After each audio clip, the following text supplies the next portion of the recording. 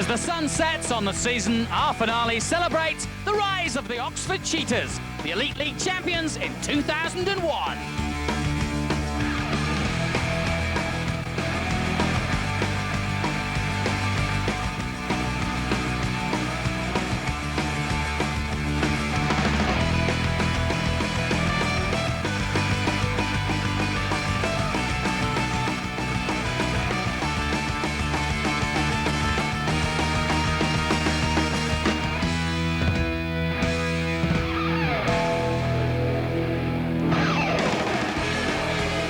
That's right, tonight we're at the home of the new champions, the Oxford Cheetahs, live from the Oxford Stadium as they take on the Coventry Bees. We're in widescreen and once again in Dolby Surround Sound, live here on Sky Sports.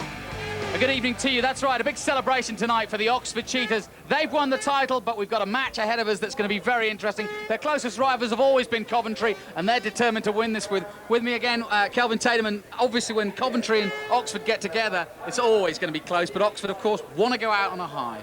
They do. That's Oxford's first match since they've won the title at Ipswich last week, so they'll want to win. But I actually rode for Coventry in the 80s, and this was always a grudge match, and Coventry have been the best away team in the league so far this season. So, you know, it's going to be a hard-fought match, there's no question. Well, they're not only going to have to fight Oxford, they're going to have to fight the crowd too. It's huge, probably one of the biggest crowds we've had here this season. They've been queuing up half a mile all the way back down to Cowley tonight, and they're still coming in right now. Tremendous. We're expecting, look at that, great crowd, great atmosphere here. The horns are going off. They've been celebrating, singing "We Are the Champions" for the last couple of hours or so in readiness for tonight's match, and I think we're really in for a good one. And as I said, Coventry aren't going to give it up easily either. They want to go out on a win as well. Sure, and I think that from everybody's point of view at Oxford, I think they're quite relieved because they did have to work very hard to actually get over the winning line.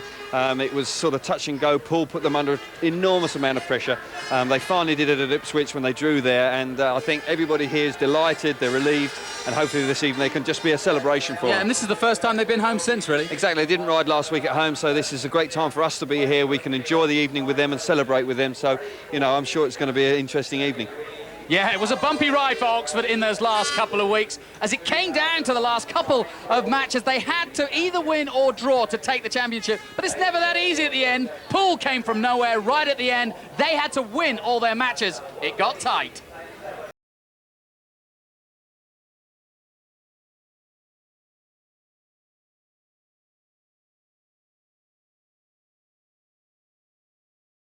This is unbelievable, Tony. 11 heats out of the last 13 that have been run have been drawn heats. The rider in white, Steve Johnson, excluded. Appleton is their only alternative, and this, Peter, is crucial. Alice Gribble is down. Oxford's league hopes are in tatters now, and this will be a 5-1 to Ipswich. The final lap now. Gary Havelock has the lead, and that basically means that it's victory for the Poole Pirates here tonight. 49-41 the scoreline for Ipswich, the home team.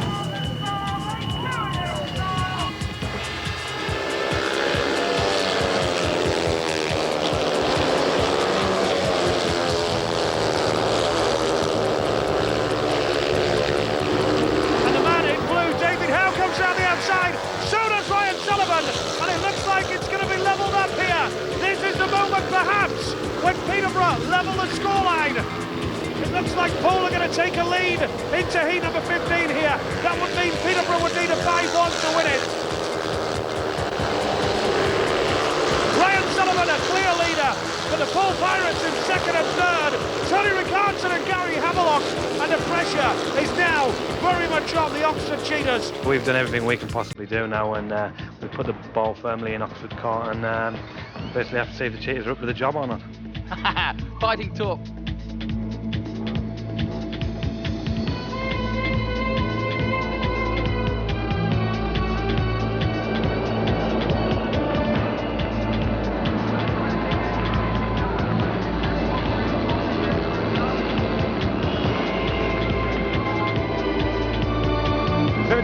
Points each going into this one, and 4 of the world's top speedway riders about to do battle in what could be 4 of the most crucial laps. Then it looks very much as though Todd Wiltshire has made a sensational start for Oxford.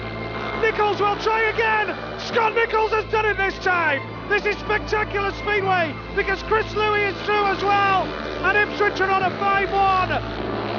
And Alice Trimble has just got underneath Jeremy Doncaster. And it's going to be all square going into the last one. It's down to the wire. The lead is with Scott Nichols, but Lee Adams is there, and Todd Wiltshire is there, and the 2001 Sky Sports Elite League Championship has gone to the Oxford Cheetahs. Feels great. It's sort of like a big weight's been lifted. No, it's really good. It's been a long time coming. But in the end, no one could outrun the Cheetahs. Oxford then champions, 58 points at the moment. And as you see, Paul already done their full complement of matches. They ended up with 57 points. Coventry in third. They'll be disappointed with that at the beginning of the season. They were hopeful of the title. Ipswich fourth. Peterborough, of course, previous champions a couple of years ago, and last year's champions, Eastbourne in sixth. Then Kingsland, Wolverhampton and Bellevue. Great night tonight. The trophy, of course, will be presented to Oxford. We've actually got Kirsty Gallier of Sky who's going to present that trophy a little bit later on. And we were going to show you what's going to happen in the challenge, because that was really close as well, the Grand Prix challenge last week. And Oxford, it was close in the end. When you look back at that, you remember how close it really was. Nail-biting stuff. Yeah, but it's not an easy place to go to and get a draw even at Ipswich. It's a tight track, very much a home advantage for them, and they did, under enormous pressure, I think Oxford did very well to pull off a result there and tie the championship up. Let's take a look at who's riding tonight, starting, of course, with the home team, the Oxford Cheetahs.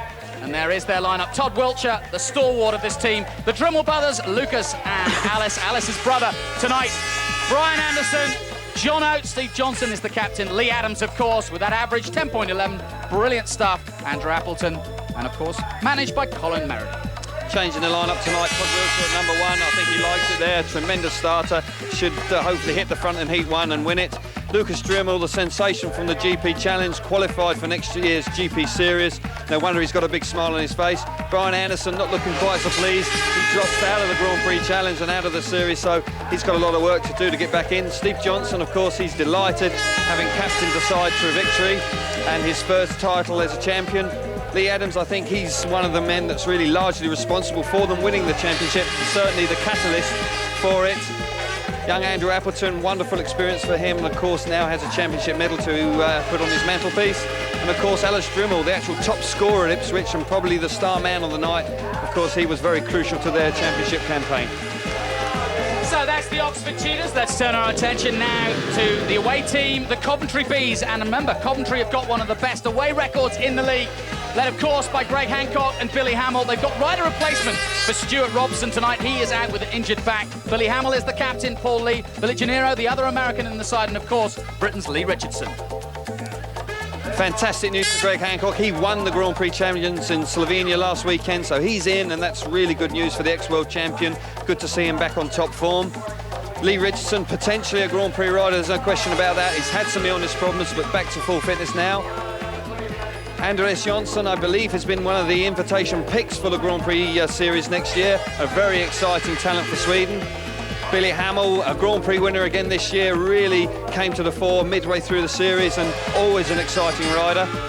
Young Paul Lee there, gaining experience, struggled a little bit since injury halfway through the season, but again, he's a young up-and-coming rider. And Billy Gennaro, a steady and good, solid performance for his first season in the the Elite League this year. And you're going to see in a minute why this Elite League is one of the toughest domestic championships in the world, because you just have to look at the faces on those guys to see the sheer determination. They all want to win tonight. I know Oxford are champions, but as you said, a little bit of niggle when Coventry come here. They're local rivals, and this is going to be tight, isn't it? Well, it's great. You know, there's a superb crowd in, and whenever there's a good crowd in here, there's a good buzz, there's a good atmosphere. And at this time of the year, you know, we've been blessed with good weather, and the riders will take that as a bonus. And racing against the league champions, Coventry, they'll want to turn them over. You know, they'll have a point to prove. Talking of the weather, there was a concern about rain, and obviously it's still a factor. But what are the conditions? You went out on the track earlier. What did you see? Yeah, I had a quick look just before we came on air. The track is actually in superb condition. There's a bit of moisture in the base. We can see there it's been ripped up. There's plenty of grip in the track, and it's a good even surface all the way over. So no excuses from riders this evening. We always say, obviously, the track and being at home with a huge crowd like this is bound to help the home side, but Coventry, they ride so well away. I think with Billy and Greg Hancock, you know, you've got a combination there. They're well-experienced riders. You know, if they're going, they can really lift their team. And as I say, any rider, you know, would have to be inhuman not to be lifted by an atmosphere that we've got here this evening. Yeah, and that atmosphere is getting bigger and bigger. The crowd is still pouring in here at Oxford, so we're in for a great night. We'll take a short break. We'll be back with all the action as Oxford take on Coventry in our big finale. Join us then.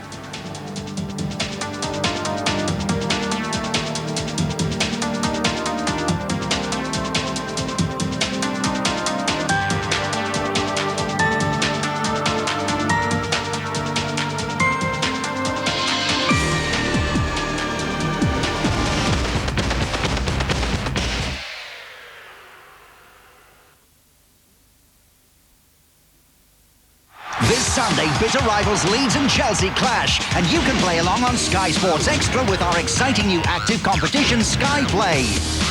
Earn points by making match predictions such as who will score, when will they score, and what happens next. Track how you're doing with your personal scoreboard, then find out if you played well enough to win a cash prize. Sky Play kicks off in Ford Super Sunday. Leeds Chelsea Sunday at 3 on Sky Sports 1 and Extra.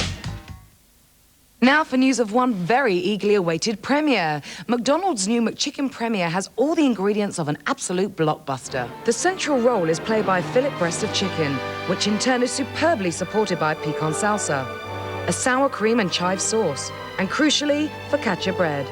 Anyway, here to whet your appetite is a sneak preview.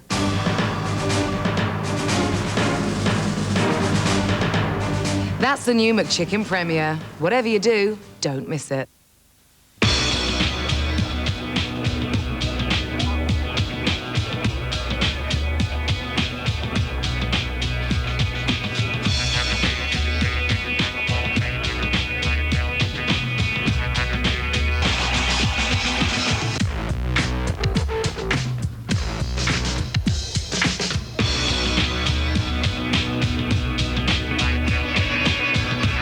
Ladies, let your senses guide you.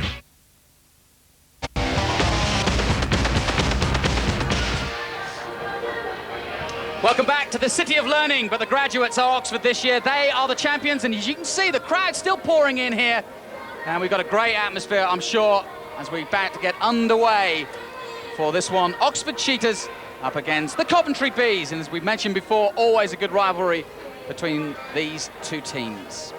And as you can see, the two captains are here with me. Congratulations, of course, to Steve Johnson and the Oxford Cheetahs. Billy Hamill, of course, is here. But let's first of all get the proceedings underway first of all, and we'll get the coin toss. To call, Billy, please. you give a call. Heads. Heads it is, Billy. Man, we finally won something. Which way are you going? We're going to go 1 and 3. All right. Good luck, mate. All right, you too, buddy. Quick chat, first of all, with you, Billy. Obviously, tough year, and I know you had aspirations of winning it this year. You fought hard, you ended up probably 3rd place, and, well, how tough has it been this year? It's been very tough. You know, I don't really feel that we rode to our potential this year as a team, as a full unit. I mean, our home record speaks for itself, and I think that's why we did end up 3rd. I mean, Oxford, deserving champions.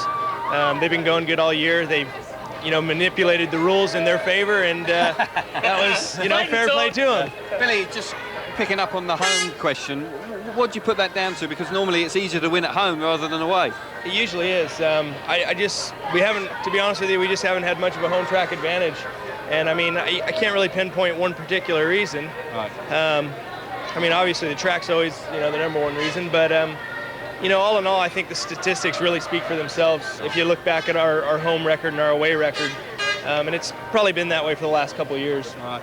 But so there's a wonderful crowd here this evening. Awesome crowd. You know, so you've got to be up for this evening, surely. Oh, definitely. I mean, we want to be the first ones to beat the league champions on their home turf. Fair enough, fighting talk as we That's good expected. news. We'll turn to Jono now. But you heard that loud and clear. They're out for you tonight, aren't they? Yeah, that's fine. I mean, we want to finish on a good note as well. The pressure's off us now, so hopefully we can all just have a good race night, have a safe night for everyone, and put on a good show for this great crowd that's here. I was about to say, I know you've been on the road for the last few weeks, but they've all been behind you. They've all been watching, you know, nail-biting stuff. But this is a chance for you to celebrate. Yeah. Pressure's on. No. Well, the pressure's off. So Well, I that's suppose so. probably why we'll have a good meeting. But like I say, as long as it's a good race night and everyone's safe, I'm happy. Anybody you want to pick out as from your team that you know you feel as though really deserves a mention? Well, not really, because you can't mention one person without mentioning the whole team. The whole team's put in an effort this year. There's been times when 1 or 2 points has made the difference between winning a match home or away. So great captains reply that. It's true though. It's a team thing, you know. So I'd hate to just mention one person. Everyone involved with it, all the mechanics, you know, that have helped out, that run around when we've had problems, and the managers and everyone involved. It's a whole team effort, isn't it? But surely Lee Adams obviously is a crucial catalyst for the team this year, because it was pretty much the same team from 2000, but he was the big signing in the winter. Made a big difference to us. We've been lacking that since, you know, in the last 3 seasons. We've lacked an out-and-out number one. Right.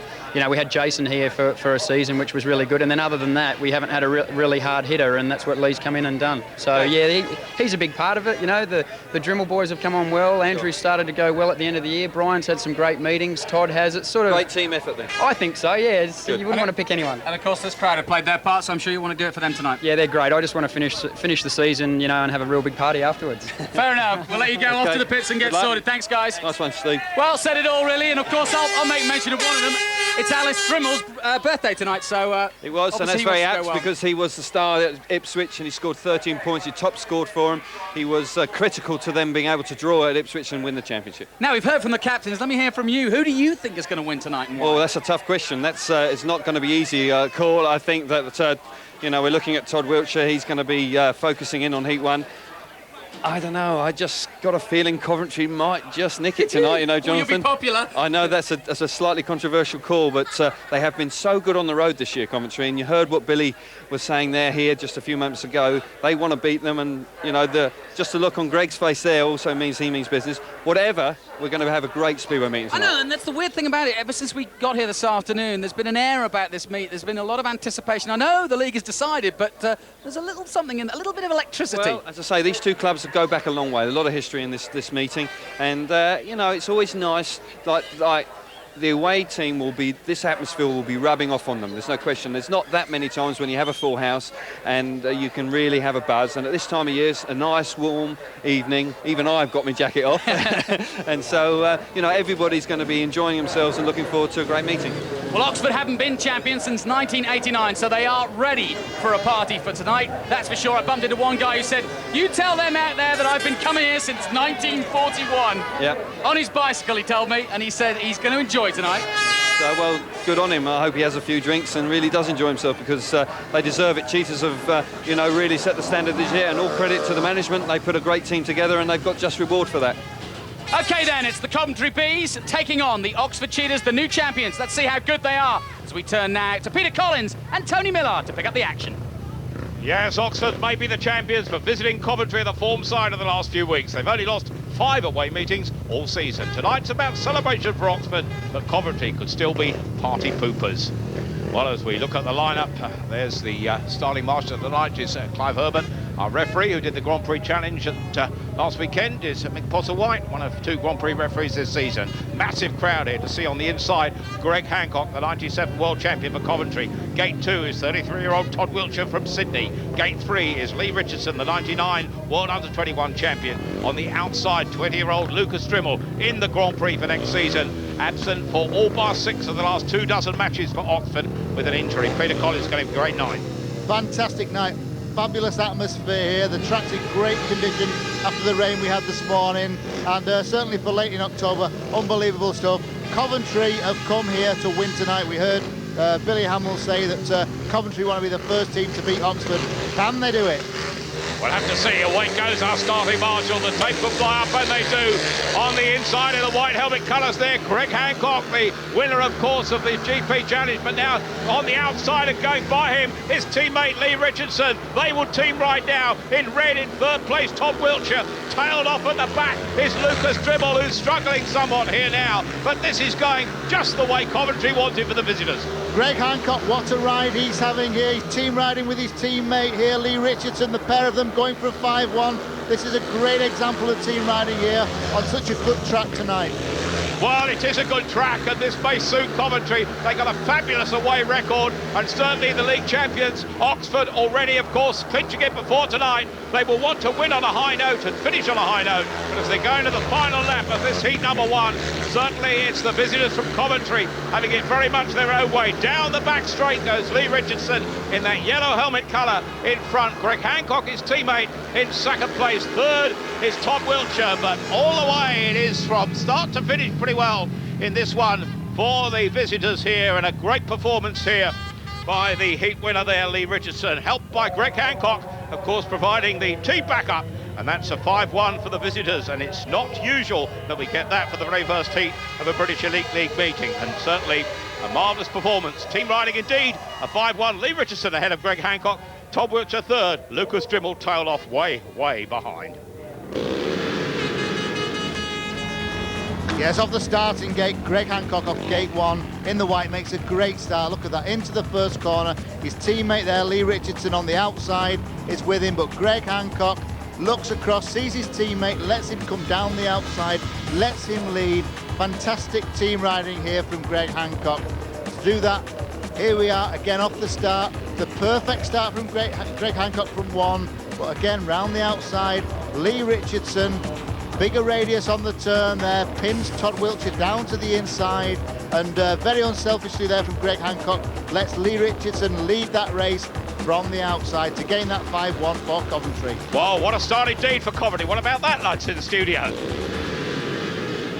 I have to say that was pretty impressive. What a start. Well, you said it could be interesting, and that's the start that Coventry wanted. Yeah, gate 1 here is always a significant advantage early on. I think Billy would have been very happy to have won the toss and got gates 1 and 3. Didn't hesitate. And here's the main man himself. Yeah, he is. Greg. Well, Greg, what a start, first of all. You got out of that gate well there. Yeah, I did. I actually hit that just right, and the bike just didn't make a flaw, just perfect. And when I got to the first corner, I almost went too far and had to turn back, but we made it.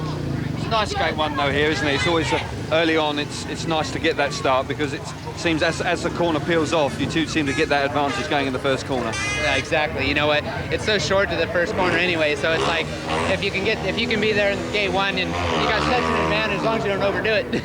But it was nice also because you had a good look for Lee, and he was alongside you and he was able to let him come around you. That's it. I just tried to. I saw Todd start to sneak out the inside, so I tried to cover him a little bit. As soon as I looked and saw Lee there, I knew I had enough time just to. Yeah. Greg, we talked to Billy earlier, and get the feeling that you guys are up for a win tonight. Oh, we are, you know. It's one of them things. They're the champs, but we're here to try and deflate them. All right, we'll talk to you about the challenge a little bit later, but thanks for joining us. Great stuff, we'll let you go back and make any changes you need to. Mate. Well, let's get back to commentary. As you can see, they're at the line at the moment, so let's go back to Peter and Tony. In time for the reserves heat, this heat number 2, and this is an important one here. The home team should have an advantage as we look across the lineup. On the inside, Andrew Appleton, the 19-year-old, goes for Oxford. Gate 2, Paul Lee for Coventry. Gate 3 is Alice Drimmel, celebrating his 22nd birthday today. On the outside, the American Billy Hamill, and well, a worst possible start for Alice Drimmel. I think it was Alice Drimmel, the rider in blue, that crashed the tapes. We'll have to look for the exclusion lights here from our referee, and I'm sure we can have a chance to see that again, because somehow going straight into the tapes there, the rider in blue is excluded, Peter, and I think that's a fair decision by the referee. Yeah, pretty obvious there for the referee. Easy decision to make, really. Alice Drimmel certainly crept over the tape, but it seemed to me as though he possibly had a clutch problem there, because the bike just seemed to creep forward. Normally, of course, if somebody is excluded, they can replace them to reserve on the tapes exclusion, but the other option is to start from 15 metres back, and I think that's what will have to happen here, with Alice Drimmel, the reserve, having to start from 15 metres back, Peter. Yes, he will. He'll have to go from the gate 4 position as well. The other 3 riders will have to move down to the 3 inside gates, but there is no one else that they can put in, with this being the reserves race, so I'm pretty sure we'll see Alice Drimmel back out there in the rerun on 15 metres behind. And that will be mighty tough, even for a rider of his quality. We heard Kelvin talking about how well he rode in the meeting for Oxford against Ipswich, and certainly Alice Drimmel at reserve could be an ace in the pack ready for Oxford. Yeah, I remember at the start of the season, Tony, talking about the Drimmel brothers, thinking there they are actually. There's Lucas, who's done very, very well this year to qualify for the Grand Prix for next year, but I remember actually seeing them at the start of the year and saying that they were going to play a big part in Oxford's Championship Challenge. They had a great season, and certainly I know Kelvin said that Lee Adams has played a big part in the League Championship for Oxford, but I believe the Dryml brothers have possibly played a bigger part. We've said all season, Peter, the reserve team always plays a big part in meetings, and sometimes difficult for the teams to equate their strength all the way down the order. Yeah, it is, but Oxford have done so well to sort of persevere with the Drymls when they first came here from the Czech Republic. You know, they didn't automatically go well from the beginning, and you know, there were times when they had bad meetings, but Oxford have stuck by them, and it's really paid off this year, Tony. There's no doubt about that. Well, Alice Dryml, it has to be said, that top-scoring performance Kelvin talked about in that draw at Ipswich, but his domestic figures in the last 2 meetings, 25, paid 28. That all on one day at Ipswich in the Elite League, and of course that cup match there. But now, with the gates shuffled up, of course, because of the position with regard to Alice Dryml, some 15 metres back, we can see him in gate 4 there. And there's the lineup, Appleton and Lee on the inside. Starling Marshall moves away, a slow start for Dryml at the back. He's got an awful lot of work to do, but out front in white and going well is Paul Lee. Tracking him now and coming through on the inside in yellow, his teammate and partner is Billy Gennaro. And if it's there, oh look, really spectacular there. And what about that? Paul Lee jumped off his bike is suspended on top of the safety fence. Paul Lee running totally out of space there, and that one of the most spectacular crashes we've seen this season. Paul Lee got off his bike mighty quickly, but he still took a bit of a bang as he went into that fence there. And Peter, well, it was good to get off the bike, I think. Yeah, Tony, that bike seems to have a mind of its own. It just kind of took off in the middle of the pits bend there, just went on its back wheel straight into the safety fence. The fence has done its job, though. It stopped the bike. We could have seen the bike possibly go over there, but the bike's entangled up there in that mesh. But Paul Lee's lying down on the track. I feel that he's possibly okay, but we can see him coming into the corner in the white. He just overslides a little bit there, then the bike just grips. Look at that there. There's such a lot of grip in that dirt in the middle of that corner. He slides on his backside, basically, and I tend to feel there that he's possibly okay. Didn't seem to fall very hard, but he was having a great ride up until then. Oh, good job the bike got caught on that fence, Peter, because it would have landed right on him. Well, he was following the bike, wasn't he? And here we see it again, where he just lifts, takes off. He's on his backside, looking. He knows exactly what's happening, and the bike stays in the fence there, and he's actually just lying on the track. But again, from another angle, again, the grip there, unbelievable amount of grip in the wrong place, no doubt about that. But it's good to see him up.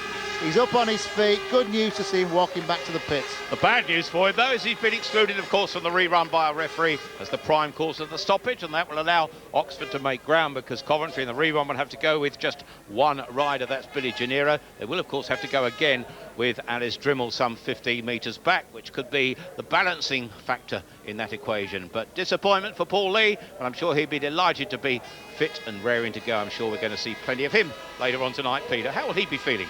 Well, he looks as though he's knocked his hand a little bit, but I think his pride's damaged more than anything. I don't think there's anything seriously wrong with that hand, and unfortunately he's out of the restart, so it really puts Coventry at a disadvantage in this one. But it'll give Oxford a chance to get back in there, because Oxford seemed to be struggling a little bit at the beginning, but there we can see that that's Craig Billy Cummings, Hamill isn't it, with Billy Hamill. Craig Cummings there looking at the track, and they realise that there's a little bit of grip in that spot, and they don't want to hit that as Paul Lee did. Colin Pratt there, the Coventry promoter and team manager, on the left-hand side of your screen. And certainly, yes, it is his hand suffering from the... But Kelvin Tatum, it happened pretty close to you. You must have been ducking. We were. It was quite a spectacular crash, to say the least. It was one of those situations where I think where they scraped the track before the meeting starts, it came off the slicker surface and just hit that. The bike started to lift, and then all of a sudden he was out of control. Here we go. He looks perfectly under control here. He looks good. Got everything under control. Just drifts a little bit wider, and then you see the front wheel coming up. He thinks he's got it under control, and then all of a sudden, whoop, it's up. He does very well to get off the back of the bike there and let it go, because as the bike's completely out of control, if he had held onto it, he well may have been in a lot of trouble, but fortunately he got away with it. But as I say, here we see the front wheel's up, whoop, he's off the back, lets go, and fortunately just about gets away with that. And a lucky boy, because that could well have been very nasty if he'd been tangled with the bike as he hit the safety fence. Well, it's going to be an interesting second heat. We've got obviously one man out. We've got one man starting 15 metres back. Well, I think the real winners here are Oxford because, Alice Drimmell's going to get a second place at worst, third place at worst, paid for 2 points, and a 3-all possibly, and a 4-2 if Andrew Appleton can hit the front. So, second chance for Oxford. Absolutely. Well, as you can see, they are still fixing the fence. So while they do that, we'll take a short break. We'll be back with more action from Oxford in a moment.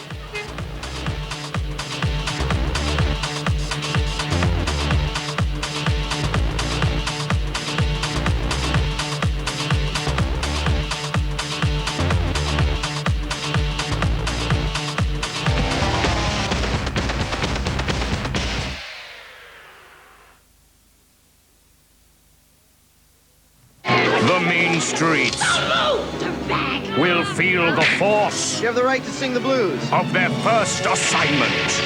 Perhaps we were a bit overzealous. You think that's funny, don't you? Meet the good. It's gun oil. The ear cuffs. The bad. We are gonna nail these punks to make me flare my nostrils. And the bad-mannered. Police Academy 2. Their first assignment. Tonight at 9. Sky 1. Imagine if you could play Monopoly for real money. Well, now you can. With the new Monopoly Instant Scratch card from the National Lottery, you can win up to £10,000. Anyone can win on Monopoly in an instant.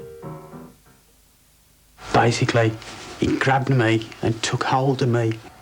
Cancer spreads and it develops fast. My lung was infested with a tumour. I was told that it was malignant. I have had to have a major operation and they have taken the lung away. And this is all due to smoking. That white little stick that you put in your mouth. And at 34, you're thinking, I shouldn't be going through this. If you want to stop smoking, call 0800 169 0169.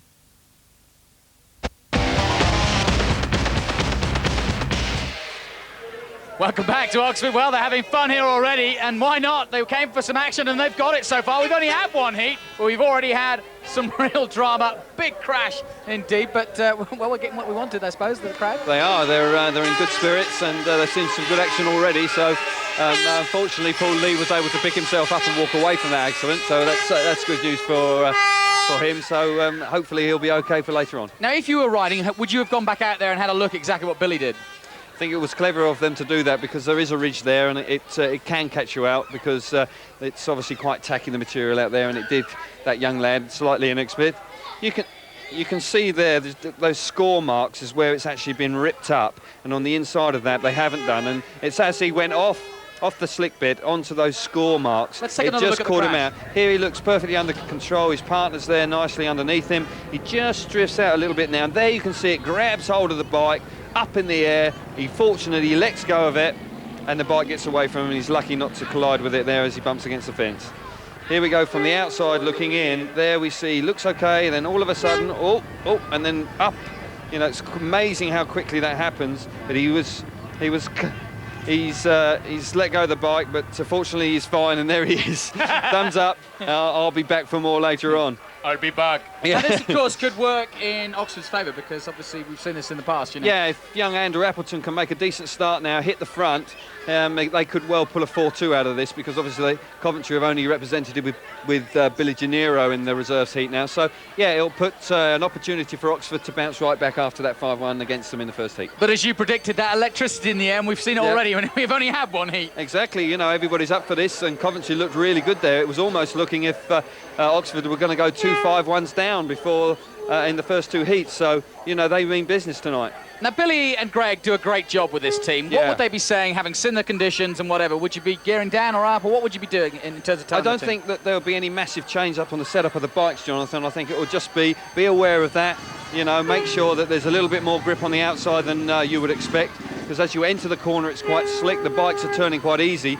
but halfway around there, just as you start to relax back into the bike, if you're not prepared for it, it can catch you out, and unfortunately it did catch young Paul Lee out there, but I'm sure everybody's seen that now and they'll be aware of it and try not to let it happen again. Okay, as they come back up to the tapes, let's get back to the action, which is fast and furious here at Oxford. Let's go back to Peter and Tony.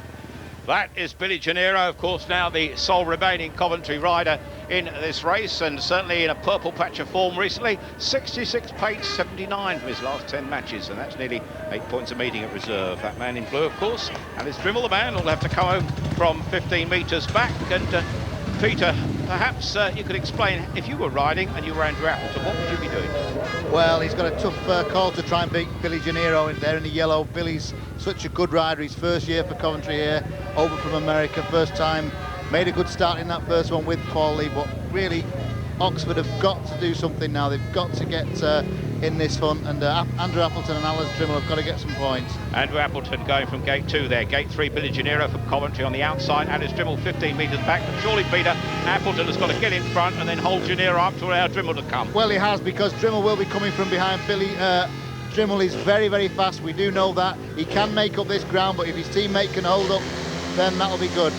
Away they go for the tapes. Appleton does make it. Now, can he get in front? Can he hold up Gennaro? Dribble already making ground for the back. A lot to make up. But Gennaro in the yellow helmet colours battling with Appleton, taking him wide. Gennaro's got the line he wants, and Gennaro's in front for Coventry. Appleton is challenging. Dribble is closing the gap at the back. The prospect a great race at this point. Yeah, as I suspected, really, he's a real tough number, Billy Gennaro. He's going real well now at the end of the season. Andrew Appleton didn't just get there. He had to give way there to Gennaro, and now Gennaro's just pulling away.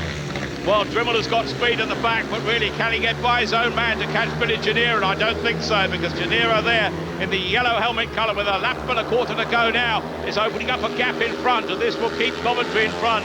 Remember, they won the first heat by a 5 points to 1 margin, and that was an American certainly playing a part there in Greg Hancock, and now another American from a different age group, perhaps 21-year-old Billy Gennaro is the man who's going to take the chicken flag for the second time running for Coventry. Second place going to Andrew Appleton. Third place to young Alice Dribble, 22 today. 3 points all scoreline for the heat, which makes it now the home side Oxford 4, Coventry 8, with 2 heats gone and 13 to go. But a great performance by Billy Gennaro. He didn't make it all the way from the gate, but then he caught and overtook Andrew Appleton to lead him and Alice Dribble for 3 points apiece for the heat. Well, Tony, it was Andrew Appleton in the red that makes the best start. He really makes a good one there, leads on the inside, but a big cutback from Billy Gennaro. Back to the inside, gets a good line here down the straight. Front wheel picks up a little bit there, but he corrects it. Gennaro very, very close round the inside, and Andrew Appleton there, a little bit inexperienced there to let Gennaro go by, but from then on, really, Billy Gennaro was just away. But again, off the start, Appleton does make the best start, there is no doubt about that, but already Gennaro's cut back to the inside, good grip there, down the straight there, and Appleton backs that throttle off a little bit there, going into the pits turn. And from here on in, really, Gennaro just pulled away, and really Oxford didn't pull back on that one. Peter, really very much a race for young men, and sometimes experience does count. Maybe Appleton didn't have it there. Yeah, all the riders in that reserves race are all sort of young lads. They're all sort of making the mark in Speedway, and they've got a lot to learn, but you know, the way they're going there, they were just up for it, but it just didn't quite happen for Andrew Appleton, and really Alice Dribble couldn't make up any ground at the back. Well, coming out now for heat number 3 as our referee Mick Postlethwaite moves things along a little bit here. It's 8 points to 4, Coventry the reserves lead. A man in the white helmet colours, Andreas Johnson, who we're pretty certain will be one of the seeded riders for next year's Grand Prix, and I understand will be joining Jason Crump in Team Nielsen next year in the GP. The man in blue there is Steve Johnson, the Australian captain, of course, from Kalgoorlie, the captain of the Oxford Cheetahs. The man who's played no small part in their championships and sets a massive crowd here at Sandy Lane, the biggest speedway crowd they've had for an awful long while. When Heat 1 came to tapes, many of them were still coming in. That man in red, Brian Anderson, will be disappointed to be out of the Grand Prix Series, of course, for next year, missing out on the GP Challenge. And really about 4 or 5 years ago, you would have tipped him perhaps to be a future world champion. That's Brian Anderson, the Danish team captain in the World Team Cup back in the summer. Yeah, you would say that Brian Anderson is just a steady rider. He's always in there. There's Steve Johnson adjusting that clutch there. We can see he's just getting the right amount of adjustment in that clutch cable. Look across the lineup there. Andreas Johnson on the inside for Coventry. Steve Johnson, the Oxford captain, in blue. Gate 3 in yellow and black there is the courageous Paul Lee, the man we saw impaled on the fence, his bike above him just a couple of heats ago. And on the outside is Brian Anderson, the Danish captain, who's shuffled his riding order here for Oxford, now riding at 3. Well, there is Paul Lee, the man in yellow and black, who is really going to perhaps battle back from that little exclusion against the fence on the fence bend. But this is heat number 3. Our starting marshal, Clive Herbert, moves away. Away they go, and a great start there for the man in red, Brian Anderson, showing his experience, but already at the back, problems for Steve Johnston. He looks like retiring, and this is not going the way Oxford want to, although here Andreas Johnson is in second place. Oxford are leading a race for the first time in the person of Brian Anderson. But back in third place is Paul Lee, who will just ride around for this, and Steve Johnston is out of it. Yeah, Steve Johnson shed a chain actually, but out in front, Brian Anderson having a great ride there. Home track advantage for him, coming under big pressure from Andreas Johnson, who's trying a big blast round the outside. And cutting back up the inside. What a brilliant ride by the young Swede, Andreas Johnson. He came from absolutely nowhere, and now Anderson's got a battle again. Sweden in front, Denmark in second place in the white helmet colour, of course, for the visitors from Coventry. Oxford man in red, and yet another heat is going to be won here by the man for the visitors, Coventry, who have a great away record. And the man in the white helmet colour there, Andreas Johnson, takes it ahead of Brian Anderson in red. Third place in yellow goes to Paul Lee, and another advantage, or heat advantage, to the visitors from Coventry, this time by 4 points to 2, which extends their lead now to 12-6 with just 3 heats gone. And what a ride by Andreas Johnson. He almost dummied to come round the outside, seemed to fool Brian Anderson on that top bend, cut back on the inside and produce that result. Andreas Johnson, the young Swede, ahead of Brian Anderson for Oxford, the Dane, and in third place, Paul Lee, a point for the man who was impaled upon the fence not long ago. Well, from the starting gate, Brian Anderson in the red makes a great start here. We can see he comes from gate 4. It's a long way down there from gate 4. Rides very, very wide. Steve Johnson has already stopped down the back straight. Big pressure from Andreas Johnson, who's in second place for Coventry. Andreas, who will be riding next year in the GPs as a seeded rider along with our own Joe Screen. But out in front there, Brian Anderson having a great ride. Here's the start again from the outside. Steve Johnson in the blue there. You can see the sparks from that rear chain. It's the rear chain that let go. You can see there no chain at all on that rear sprocket, and his race was over there, but a massive challenge here on the outside from Andreas Johnson. Round the outside, cuts back to the inside Brian Anderson. That was a fantastic manoeuvre there. That is a classic speedway manoeuvre. He sold Brian Anderson the dummy there, went wide, cut back to the inside. Brian Anderson really didn't know which way he was coming from, and he just carried on there for those 3 points. Well, Peter, talking about the seeded riders for next year's Grand Prix, all sorts of rumours always pervade themselves in Speedway, and at the moment, well, the fancied riders for those Joe Screen, we understand, will be nominated, along with Rune Holter and Andreas Johnson, a couple of poles in Cegelski and Valasek, and Matty Furrian, probably the other rider. But none of that, I have to tell you, is official. Rumours abound in Speedway, but those are the 6 riders talked about around this track tonight as being the 6 seeded riders for next year's GP. As we move on to heat number 4. Waiting for the riders to come up to takes. That man in blue there is Alice Drimmel. This man who's already had problems early on with having to start from some 15 metres back. Here's the full lineup. On the inside, Billy Gennaro is the rider in yellow and black for Coventry. Alice Drimmel goes in blue for Oxford, gate 2. For Coventry, gate 3, their captain in white is Billy Hamill, the American former world champion. On the outside is Lee Adams, the highest point scorer this year. Well, they're not quite top of the averages, behind Jason Crump in the Elite League. That is the lineup. This is heat number 4. Reminder, the visitors from Coventry lead by 12 points to 6. Close look there at the rider in yellow and black, Billy Gennaro, who's won a heat already, that reserves heat. Stole a march, it must be said, on Andrew Appleton in that one. This heat number 4. Our starting marshal moves away with a purpose up by the tapes and 9 abreast into that first bend. Tremendous start by Drimmel. On the inside though in yellow is Billy Gennaro, and now they all go by him at one go. And what a ride by Lee Adams to come from last to first to pick it up, and now with him on the outside, well, that must be the move of the season by those 2 Oxford riders. truly brilliant. Alice Dribble in blue on the outside now. In red, it's Lee Adams. Team riding perhaps needed. Back in third place, Billy Hamill. Billy Gennaro at the back. The Oxford fans, well, they'd be raising the roof if there was one here. Where did Lee Adams come from in that race? Unbelievable manoeuvre there to go by a rider of Billy Hamill's capabilities there, but out in front, shielding there by Lee Adams. Alice Dribble looks as though he's going to win the race with Lee Adams right with him. Well, with a lap to go, the Oxford riders are in front. The fans are cheering. If it stays like this, the deficit will be reduced to just 2 points, and this is certainly the best race of the night. If only that for manoeuvre on the top end. And the checkered flag now goes to the rider in red. His teammate in blue in second place. Just back in third place in white was Billy Hamill. But a deserved win for Lee Adams with the manoeuvre of the night, almost perhaps the manoeuvre of the season, ahead of Alice Dribble. A 5 points to 1 margin, the first heat advantage for the home team from Oxford. And now, well, the gap is closing. The visitors lead 13-11 with 4 heats gone and 11 still to go. The crowd are delighted.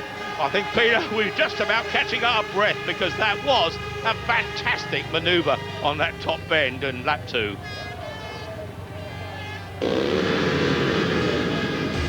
Well, this is the start here. On the outside, Lee Adams, the number 1 here, doesn't make a good start. He's in last place here. But just look at this manoeuvre. He's cut right back to the inside.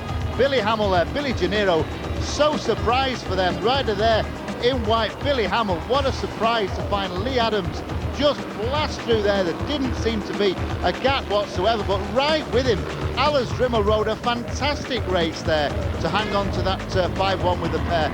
Again off the start, just watch the rider on the outside, Lee Adams, last place into the first corner. He turns back very sharply and overtakes here 3 race riders in one go, right across the front wheel there of Billy Hamill. Billy thought his front wheel was going completely from under him there, but coming round right with him, Alice Dribble, as he keeps on that wide line. Lee Adams looks across for him. That's a 5-1 for Oxford. Well, the race of the night so far, Coventry leading by 13 points to 11 with that heat victory by Lee Adams and his teammate Alice Dribble, producing a 5-1 for Oxford ahead of Billy Hamill and Billy Gennaro. Kelvin Tatum and Jonathan Green have with them Lee Adams. Yeah, Lee's here. They're singing in the crowd here. They're having such a good time. But I think we'll let that up a little because well deserved, as Tony just described, probably one of the races of the year that was, and you came from nowhere. Tell us about it. Well, gate 4 is always going to be tough, you know, with Billy on the inside, and actually I prefer to get it out of the way now because later on it deteriorates, but... well, you tell us about it. You know, I came off pretty much, well, I was a little bit behind Billy, but I just knew I had to turn back, and I think Billy sort of pushed them all wide here, so I just turned back, and there's a fresh bit straight up the inside there that I managed to catch. I guess I caught Billy's wheel on the way through. Sorry, mate, but yeah, we 5-1 from there, so it was perfect. Yeah, the gates are all fairly even, so Billy was able to get away just in front of you. You made the decision very early, but did you realise that you would be able to sneak up the inside there? Well, when Billy went a little bit wide there, there's a little bit of fresh dirt there, and you can see I actually picked up a little bit, and off we went. So yeah, it was good. We needed the 5-1. We got our backs to the wall a little bit, but you know, we'll keep marching on. Sure. It's one of those decisions, split-second decisions you make in the first corner can work for you, and you know it worked for you. Then you look like $1 million. Yeah, exactly. To be fair, the track's very nice. As you say, the gates are consistent tonight. And there's a nice little bit of sponge around the inside, I think, where we've had a bit of rain and the water's been sitting, so... We loved it. We loved it. Ah, that's good. I'll see if I can do some more. I was about to say, if you didn't know before, you knew now that obviously Coventry are up for it, but you've replied well. Yeah, you know, it's going to be a tough match. These guys go good here. Andreas guested here a while back and was on fire, so it's going to be a tough one. It's going to be a tough one for the crowd. I'm loving this. We'll let Lee get back. The crowd are in full song at the moment, and the riders, as you can see, are on great form at the moment. Sure. It's great atmosphere, isn't it? It's terrific, and you know, this meeting is really living up to the billing we've given it. It's everybody's riding. Like Andreas Jonsson's ride was absolutely superb. Yeah. That first corner from Lee Adams, that's really world-class stuff.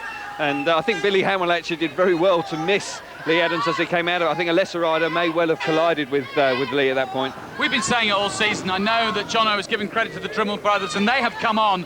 But Lee Adams, who we were just talking to, is the backbone of this side. No question about it. He scores double figures wherever he rides, and he's such a solid performer, home and away. And I think bringing the management, bringing him here from King's Lynn was a huge, or very instrumental in the reason why they've won the championship.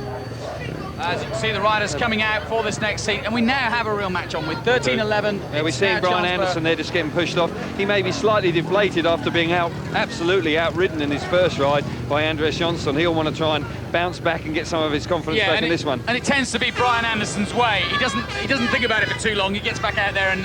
Oh yeah, he's an ultimate professional. He'll want to bounce back. But Lee Richardson, as we're watching there, and Greg Hancock were very good in their first ride. So this is a tough match, and you know, every race, to be honest, is a thriller. You know, I think we're actually seeing Steve Johnson there just doing some last-minute preparations to his bike. Whether he's still got some problems from that chain breakage in his first one, it may even be that they've had to change the rear wheel. Oh, maybe he's going on his spare bike. He's going out spare, but there may well have been some damage to it or to the clutch, and that's the reason why he's slightly late coming out onto the track. Well, as you can see, they have changed bikes. Oxford going out now to try and get that deficit. Look at this crowd behind our studio, or in front of our studio, I should say. But they are in full song right now. That's great to see, isn't it, Jonathan? Yeah, it really is. Especially at the end of the season like this. This is what it's all about. The Speedway fans, they've been coming for years, and certainly here at Oxford, they've been coming to try and see Oxford do well, and finally they've got a year that they can celebrate. Absolutely, and it's a long time since '89. I was actually racing here against that team. That was a wonderful team, and I think this team lives up to every bit as good as that one. Right there, let's get back with Peter Collins and Tony Millard. To watch in heat number 5, 4 international riders. Riders mixing youth and experience. The youngest, of course, Lee Richardson here. But look at the lineup. Brian Anderson, the Danish captain, on the inside in red. Gate 2, Lee Richardson, former World Under-21 champion. Steve Johnson, the Oxford captain from Australia, Western Australia, goes in blue. Gate 3 on the outside. Greg Hancock, another former world champion. Greg Hancock already filming his teammate Lee Richardson home for a maximum win in their first ride, and away they go. And on the inside in red, Brian Anderson is locking up there, because in yellow, Lee Richardson goes through. Greg Hancock's on the outside. They got a 1 and 2 in their first heat, these two, and they look set to do it again. The Coventry riders know where they are on this one, and look at Steve Johnson at the back going wide, and now there's a lot of work to do for the Coventry pair. Yes, tonight seems to be Coventry's strongest pair there. Lee Richardson having a blinder of a night there. Greg Hancock covering second place.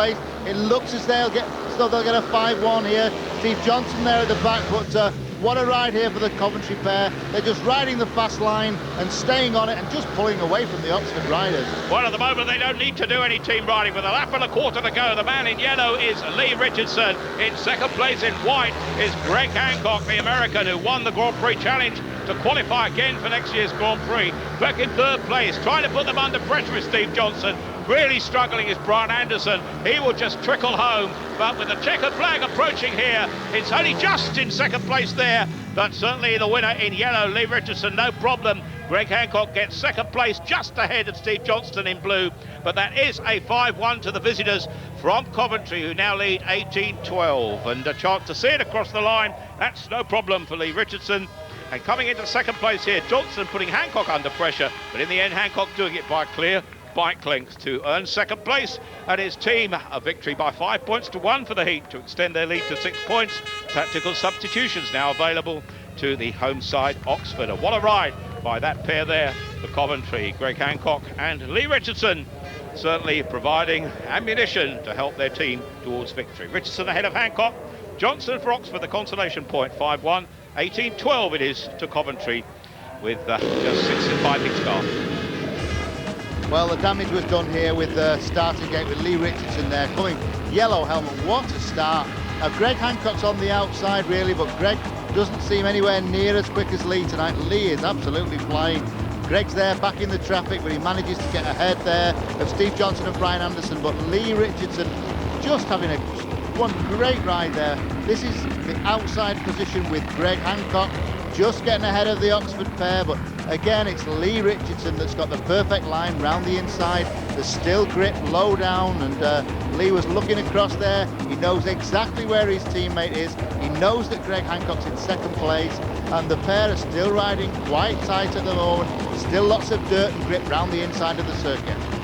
Well, certainly Lee Richardson in impressive form now. His first maximum of the season at Bellevue only this week, and now set for another one perhaps here tonight. A chance to look along the tapes now for heat number 6 as the meeting moves on fairly quickly now. Todd Wiltshire there we see moving away, racing at number 1 for Oxford tonight. The Grand Prix rider, his recent club form not great.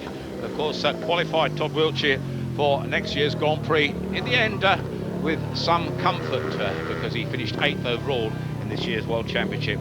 The man from Sydney, Todd Wiltshire. He's moving up to tapes, already up there. There's the lineup intended, some still to come. Billy Hamilton is in white on the inside for Coventry. Gate 2 is Lucas Drimmel going in blue, the man who faces a knee operation, I can tell you, next week. It's been deferred. It was originally due in early September. He's raced in a number of international meetings since then, not too often for his home club here at Oxford. Paul Lee, the courageous man who took a pearler in Heat 2, he's in gate 3 in yellow, and on the outside, that's Todd Wiltshire.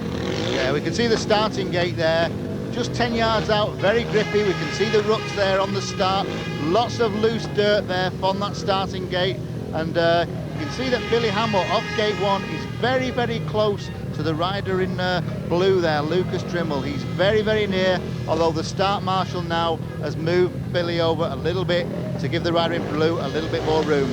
Pretty close. I wonder how close it'll be come the finish. Our starting marshal now is satisfied they're in line. He will march away. The tapes fly up, a real flyer on the inside for the rider in white, Billy Hamill, but being put under pressure by Todd Wiltshire, who's come from gate 4. But Hamill now leads down that back straight. Tailed off at the back is Lucas Drimmel in blue. In yellow, moving into 3rd place is Paul Lee.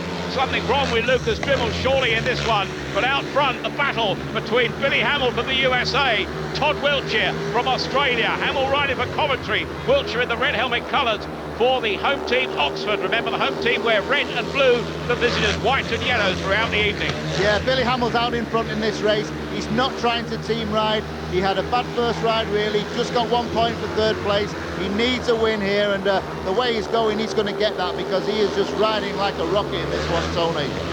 Billy Hamill with the familiar Kenny Roberts fairing, remember, sponsored by Kenny Roberts this year, who was at Cardiff for that sensational Grand Prix early in the season to watch Billy Hamill. But he's in sight of the checkered flag for the first time tonight. Billy Hamill takes it ahead of the rider in red in 2nd place. That's, of course, Todd Wiltshire for Oxford. In 3rd place in yellow is Paul Lee for Coventry, which means the visitors take the heat by 4 points to 2 and have now opened up a lead by 22 points to 14 with 6 heats gone. Thumbs up there from the heat winner in white, Billy Hamill, who certainly in that heat showed his class and showed his quality. Hamill winning it ahead of Todd Wiltshire of Oxford.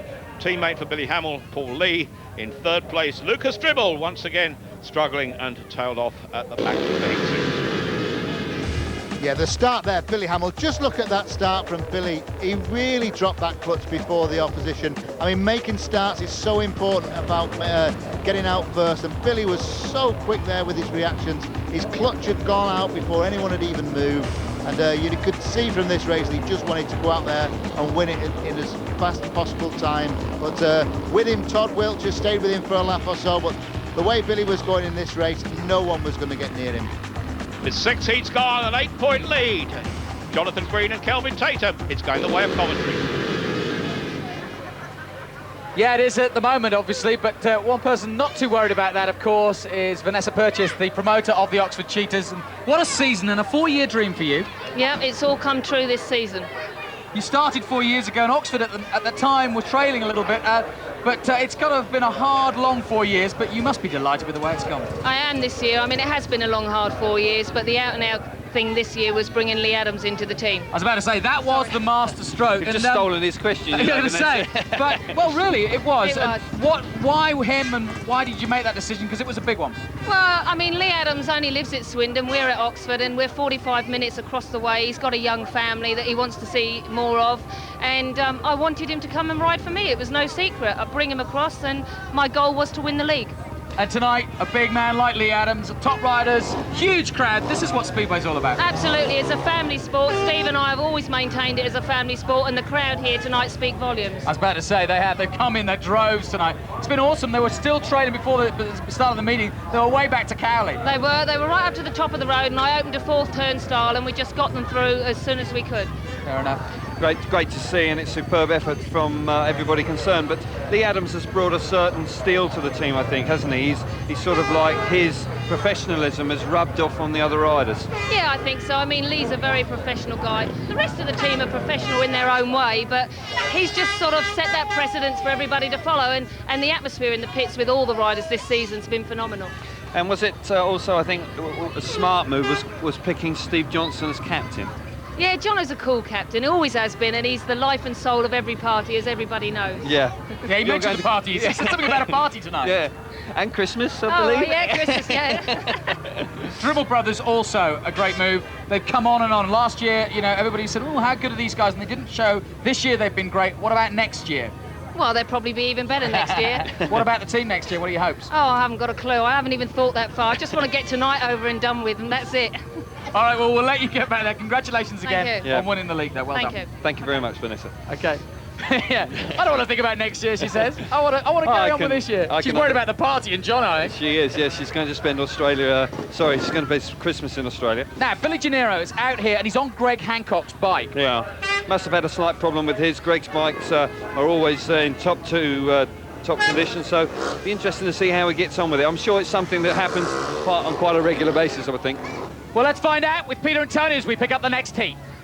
Yes, the Americans pulling equipment there. Billy Gennaro having a little problem, not quite sure what it is, but Greg Hancock only too willing to loan him his bike. The full lineup: Lee Adams, the man about whom Vanessa was talking a few moments ago.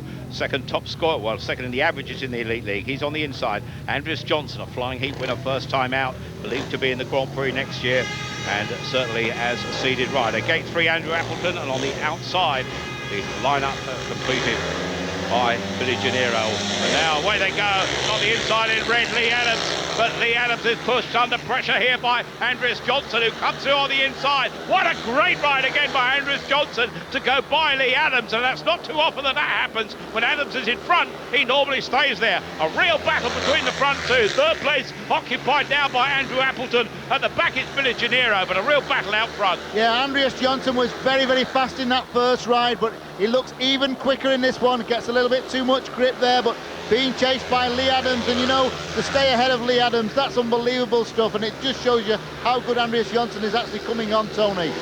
This man has a great future. Could he follow Tony Rickardsson as the next Swedish #1? Andreas Johnson riding with some comfort in front, even having time to look back to the high-scoring points rider in the British Elite League. On his home track is trading him. Back in third place is Andrew Appleton, but the checkered flag is beckoning and it's going to be taken in tremendous style by the rider in white, Andreas Johnson. Lee Adams in second place. Third in blue is Andrew Appleton. That's a share of the points at 3 apiece, but it takes the visitors into the lead again by 25 points to 17 with 7 heats gone, and that was the fastest time of the night by Andreas Johnson. A truly tremendous ride by him, taking that ahead of Lee Adams and Andrew Appleton. Billy Gennaro tailed off at the back, and the track record is way, way quicker than that even. Hans Nielsen's held it for 13 years.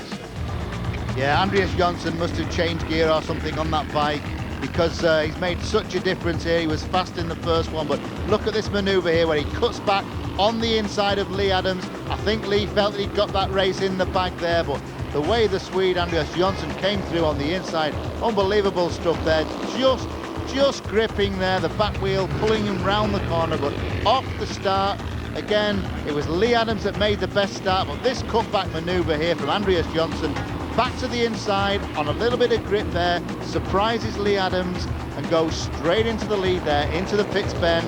At that point there, just a little bit of extra grip there from Andreas Johnson, but that pulled him further ahead of Lee Adams, and what a ride there from the Swedish rider Andreas Johnson.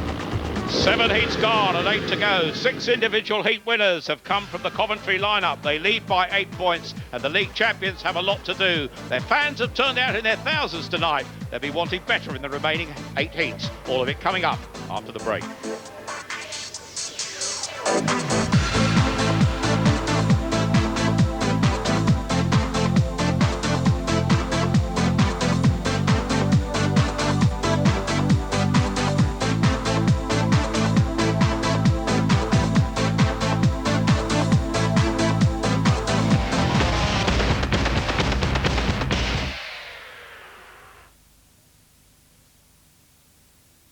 The Saturday premiere with Siemens mobile phones.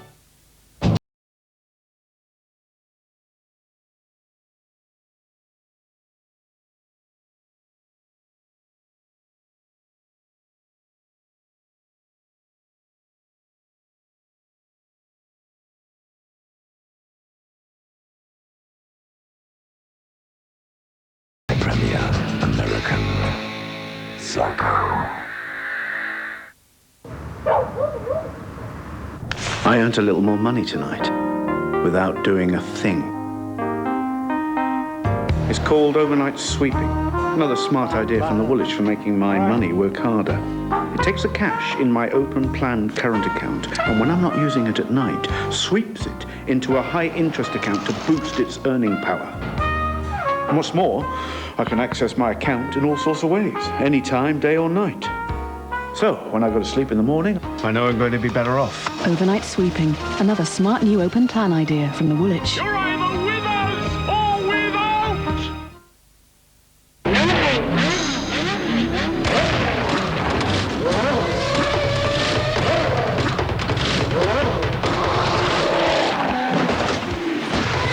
F1 2001. Lock horns with the fastest men on Earth. EA Sports. It's in the game.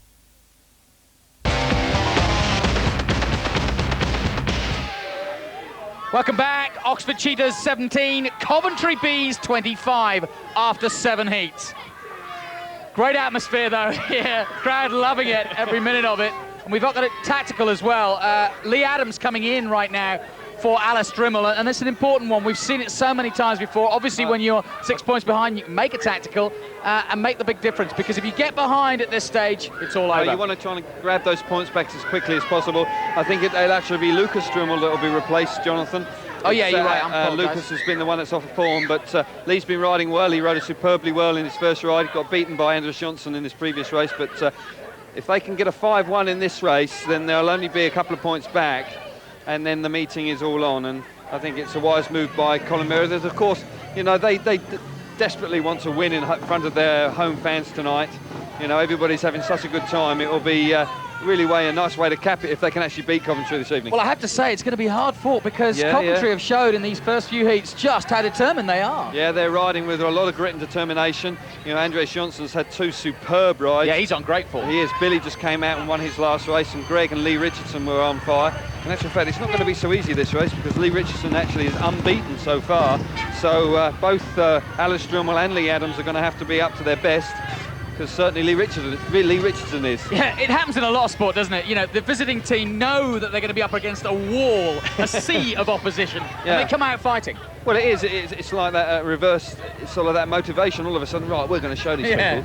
It's exactly, it's sort of like they get a little bit, you know, nasty about it. But for us, it's putting on a great show, and we're just seeing how good these cheetahs really are. Yeah, as Billy Hamill said at the top, he said, we want to be the first people to beat the new champions, and that is their intention. Let's find out if they can do it. Let's get back to the action with Peter and Tony. Heat number 8 normally consists of second strings, but we've got some top riders here. Lee Adams is going in gate 3 as a tactical substitute in place of the out of form and injured Lucas Drimmel. On the inside, it's Alice Drimmel for Oxford. Billy Gennaro, the Coventry reserve from California, goes in yellow gate 2. Lee Adams gate 3, and on the outside, Lee Richardson, as you heard Kelvin say, 2 wins from 2 rides so far, and a maximum in his last meeting on only Wednesday night. And Lee Richardson certainly looking very, very fast indeed. It's going to be tough for Lee Adams here. Lee Adams, of course, the only heat winner for Oxford so far in 7 heats. The individual winners have come from Coventry in 6 of the 7 so far. It's going to be tough, Peter, for Lee Adams here. Yeah, we've got on the outside position there Lee Richardson there with Lee Adams, and Lee Adams was a little bit too close to the outside position, so he's been moved over. Away goes our starting marshal, Clive Herbert. Oh, a real battle on the outside, and a hard battle, because Lee Richardson really took all with him, and look at that. Alice Drimmel has gone down. That might have been a product of Lee Richardson charging through them as if there was nobody there. But certainly Alice Drimmel is going to push his bike off the track. Referee Mick Postlewhite is letting it go on. It's Coventry 1 and 2 with Lee Richardson heading Billy Gennaro, and Lee Adams is right at the back. Yeah, good refereeing decision there, because the race could have been stopped because Alice Drimmel was on the track, but the referee kept it going, and really that's how it's going to stay, because out in front it was Lee Richardson, made a great first corner, and Billy Gennaro was right there in second. Well, Lee Adams would expect to get past Billy Gennaro, but well, I wonder if Billy Gennaro is still on that bike. He is going by him now. He's still on Greg Hancock's bike, but now Gennaro's having another go round the outside. It's a ding-dong battle at the back. It's not all over yet. It is out front.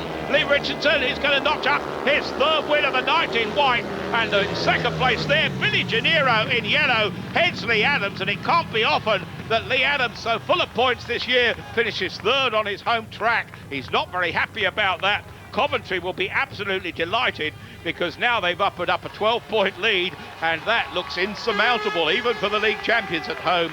Lee Richardson there, 60.52 seconds, his third win in 3 rides tonight. And this man surely a Grand Prix rider of the future, and he's pulling up a few trees here at Sandy Lane tonight is Lee Richardson. 3 rides, 3 wins. 8 heats have gone. 7 of the individual heat winners have come from the visitors. Lee Richardson winning it ahead of his teammate Billy Gennaro. Lee Adams in third place. Alice Drimmel fell, of course. Yeah, a little bit of a needle match here on the outside on the gate positions here, but from the outside you can see that it was Lee Richardson pulled right across the front of Lee Adams, stopped Lee Adams in his track, puts him right to the back. Down goes Alice Drimmel, stays down on the track. Here on the outside, this is what happened here with Richardson, right across the front of Lee Adams. Stops him there. Drimmel's in second place, but a great manoeuvre also from Billy Gennaro. Almost takes the front wheel there of Drimmel. Maybe that's what Drimmel thought had happened.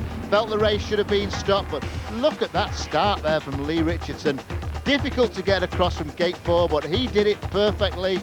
Pulls across the opposition. When he gets to the straight there, his teammate Billy Gennaro is right with him. Lee Adams got stuck in really for the whole race. He tried and tried and tried to get on level terms with Billy Gennaro, but Gennaro had that second place basically all the way. Again, out in front, Lee Richardson, but this manoeuvre from Lee Adams on Billy Gennaro comes up the inside. Billy Gennaro moves back, cuts back, but now he stays in the dirt. Lee Adams is spinning there low down, and a great manoeuvre here from Gennaro to stay on the outside, to pull back and re-overtake Lee Adams, who was almost in second place, but Billy Gennaro was having none of that, grabbed the second place. Coventry 12 points in front. Kelvin Tatum and Jonathan Green. A bit of controversy there because it looked to me as if Peter was right. Maybe the wheel was taken away. Yeah, and I think Lee Adams, you were saying to me, felt as though it should be a rerun, yeah? Certainly the body language from Lee Adams as they're in the middle of the first corner, Jonathan, he looked like he was expecting to see the red light and a rerun called for, but it wasn't the case, and the 2 Coventry lads took advantage of it, but Billy Gennaro had to fight all the way for it. You know, he was passed by Lee Adams and then gutsed it out round the outside and got back by him. 12 points, is it too much? The candles are looking a little bit dim on the cake. They are rather. It is a big margin. I think it's backfired the first tactical substitute in Heat 8, and that's normally where you can grab the points back. It may just be a little bit out of their reach now. What about the tacticals? Do they do for anything like a golden? Would they try that here on these conditions? I don't think so. I think it's just drizzling. The track's a little bit greasy. I think it will be tough to come from 15 metres back, but you know, anything can happen. But 12 points is a lot against a team like this as Coventry, which are in such good form. You mentioned the drizzle, and it has started to drizzle just a tiny little bit. And, yeah. And how much does that affect? Do you need more or less for it to actually affect the track? I think it will affect the track quite quickly because of the moisture already in the track. So, you know, it won't take a lot of rain to actually start making the track quite greasy. OK then, 30 points to 18 at the moment. Let's get back to the action with Peter and Tony. Well, a quality league is the British Elite League. Quality riders from throughout the world partake of this league. And tonight here, well, the quality of Coventry is showing through as they lead the league champions on their own patch, as they say. And, well, if you want to look at the records, you look for big away wins. And well, Coventry have had a few away wins here over the years. In fact, until the earlier victory this year by the home team, Coventry won on the 6 previous occasions the teams had met here. Heat number 9 now, as we look along the line. Wins have been coming from each and every gate so far. 2 wins from each gate, statistics show, but away they go into the first bend, all changing places in white on the inside. Billy Hamill put under pressure on the outside by Steve Johnson. Hamill will hold him back in third place. Brian Anderson, they're spread all over the track. Tailed off predictably, perhaps it's Paul Lee. But Billy Hamill out front is now flying. The Oxford pair packing in behind him. It'll be 3-all, and it'll still be a 12-point lead at the end of this one. Yeah, Billy Hamill out in front. Notice that he's widening much wider than he was earlier. Now that's because we've had this little bit of drizzle here on the circuit. The inside of the circuit, the polished part, has become quite slippery, so you've got to move out on that dirt, and that's where the grip is and the speed.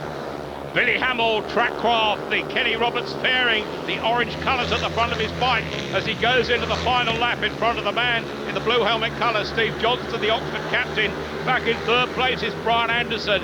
It has to be said at the moment, the Oxford Cheetahs not really firing. The celebrations probably over the weekend have been plentiful, but this one here is a share of the points at 3-all, with the riders finishing white, blue, red. The man in white, of course, the winner, Billy Hamill from Oxford. In second place from Coventry. In second place in blue, Steve Johnson. Third in red is Brian Anderson. A split of the points at 3-all in that one, which means the lead is still 12 points to the visitors. They lead by 33 points to 21 with 9 heats gone and 6 to go. Well, off the start, Billy Hamill, just electric off the gate there in the white, into the first corner, cuts back on the inside of Steve Johnson. It was Jono that actually led going into the corner, but Billy Hamill, he really does seem sharp now, down the inside. Now he moves straight to the outside here. He stops Jono, stops his run round the outside. Billy's right in that dirt, and back in third place there, Brian Anderson. Fantastic ride. Well, the man who said they wanted to beat the champions, Billy Hamill, is in our studio with Kelvin and Jonathan. Yeah, they're doing a pretty good job of it so far. Your plan was to beat them, you're up there. Yeah, I mean, all my boys are just on fire tonight, man. They're Andreas and Lee Richardson in particular have really stepped up to the plate in the last few meetings. You must be glad with the way you're riding as well. Yeah, you know, God, I had a really hard first race, but yeah, it took you by surprise there. Yeah, it really did, because Lee actually just came up right up the inside of Billy, and Billy was on the inside of me, and I thought, wow, where'd he get that room, you know? So it almost looked like you made a front brake on your bike. Yeah, I don't think he meant to. He came across pretty hard, but I think he just picked up a load of traction. So the track sort of concertinas a little bit as you come out of that corner. Yeah, definite funnel effect, you know. So what's the plan? Keep going same sort of pace and now hold them up, or do you throttle off a little bit and get a bit more cautious? I think everybody really, the spirit's pretty good down there. Andreas is down there dancing around, and he's riding superbly. Yeah, he's fast. He's very fast. He's got a good setup, and he's just so loose and free flowing on the bike. You can just see it. He's just guy's got hips like Elvis Presley. Is there a little bit of frustration amongst you though, just deep down in the back of your mind? Because if you can ride this well, you kind of think to yourself, why didn't we get a little bit better in the mid-season? As I said to you in the beginning of the show, it's pretty, disappointing for me personally. I think at the start of the season we had the best team on paper, and I still feel we have the best team on paper. So I don't think third really justifies the potential of our team. 2002? I hope so. All right, fair enough. We'll let you get back. Thanks a lot, Billy. Well done. Thanks, Billy. Cheers.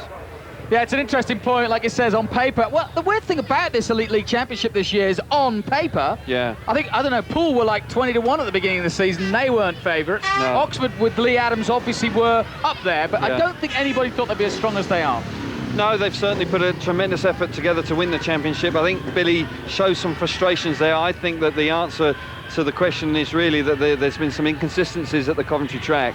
I think that's meant that the home guys coming in haven't really known what to expect, and they have been caught out once or twice, and it is absolutely vital to have a good home record to go on to win the championship. Is it tough for Oxford tonight because of those last 3 weeks and living on the edge literally like they were? It took a lot out of them, and it's hard to get back to that kind of form? Yeah, it's late in the season. They've finally done it. They made a bit of a last gasp effort, and it could well be hard for them to lift themselves this evening. Well, let's see if they can lift themselves. They've got a few more heats to do it. Let's get back to Peter and Tony to pick up the action. Heat 10.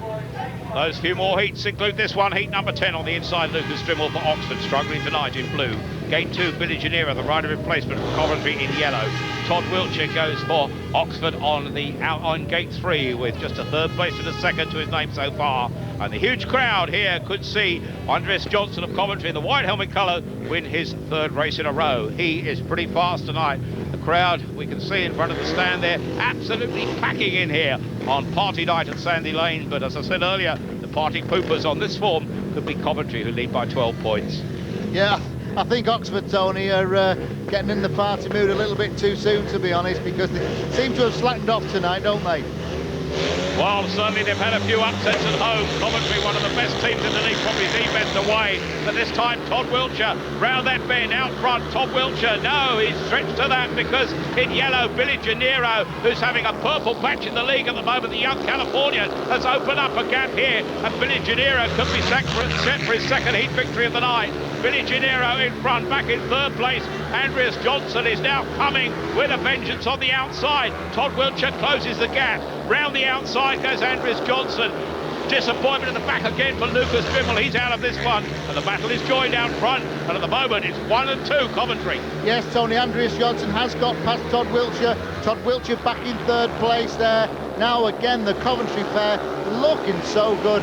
Could we imagine if they'd have been riding like this at the start of the year? Because Coventry would possibly not be sat here in third place in the league. They could be sat at the top of the table because they just look absolutely unbelievable tonight. Well, they're going to open up this gap with this to a 16-point lead. The heat winner, Billy Gennaro. In second place, Andreas Johnson. Third place goes to Todd Wiltshire. That's a 5 points to 1 again to the visitors from Coventry. Well and truly in command. They lead by 38 points to 22 after 10 heats. What a night for the Coventry Bees, and they're riding as a team.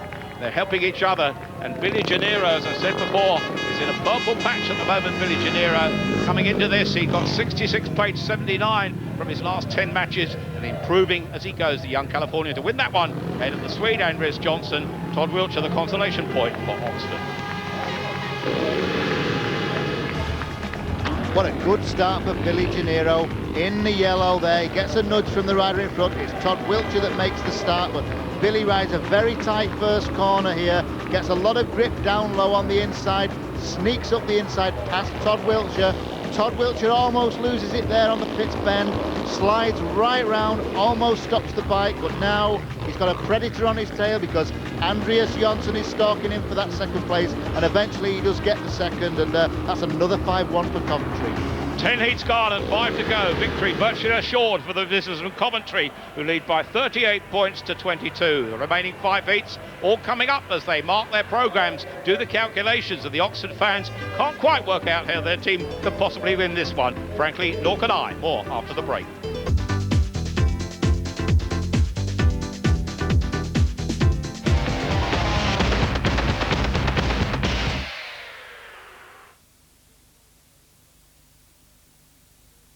Cometh the hour, cometh the man. Yes! Yes for England! David Beckham has done it! You cheered, we cheered. Now follow England's build-up to the World Cup finals. See their next 3 games live only on Sky Sports. First it's Sweden. And it comes to Larson! Then Holland. Oh, fantastic goal! And then Italy. Oh, what a goal! All live only on Sky Sports. 3 nationwide internationals coming soon, exclusively live. Welcome to Dreamland, Elma, come on. You gotta go up. where great dreamers dream great dreams.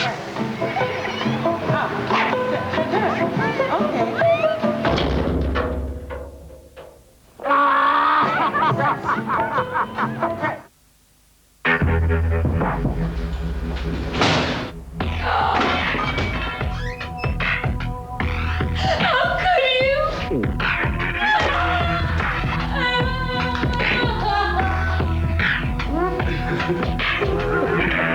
Well, that worked out all right then, didn't it? Oh, yes. Your favourite toppings loaded on a unique crispy base makes new Pizza Pleasure taste deliciously different. Nothing should spoil the pleasure of Heinz Pizza Pleasure. It was a big night last night, was it? No, quiet. Oh. Call 1571 now and get your messages for free. I love you, baby! And if it's quite all right, I love you, baby! And they have got to go. Trust in me when I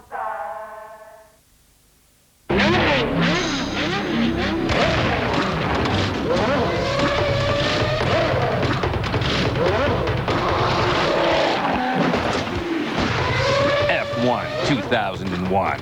Lock horns with the fastest men on Earth. EA Sports. It's in the game. A typical day for me is a very hectic day. My job is I shop for the elderly. She's a little diamond. I do about 5 or 6 shop loads a day. So I have to pick up their shopping lists and then I poodle off up to Asda and do their shopping for them. I use Asda because it's such good value for money. They're always amazed how much change I take them. Because let's face it, all they have to live on is their pensions. I'd put them do without her. There's a free Harry Potter offer. Starting in tomorrow's Mirror. 2 free Harry Potter books by J.K. Rowling.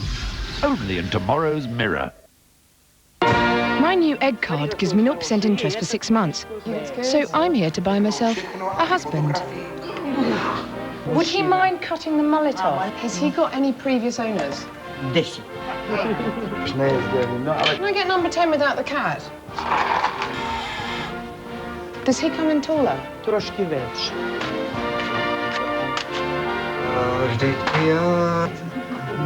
Did you do this all yourself? I think he's the one. Can I just check my credit? Bye, thank you. I love you very much.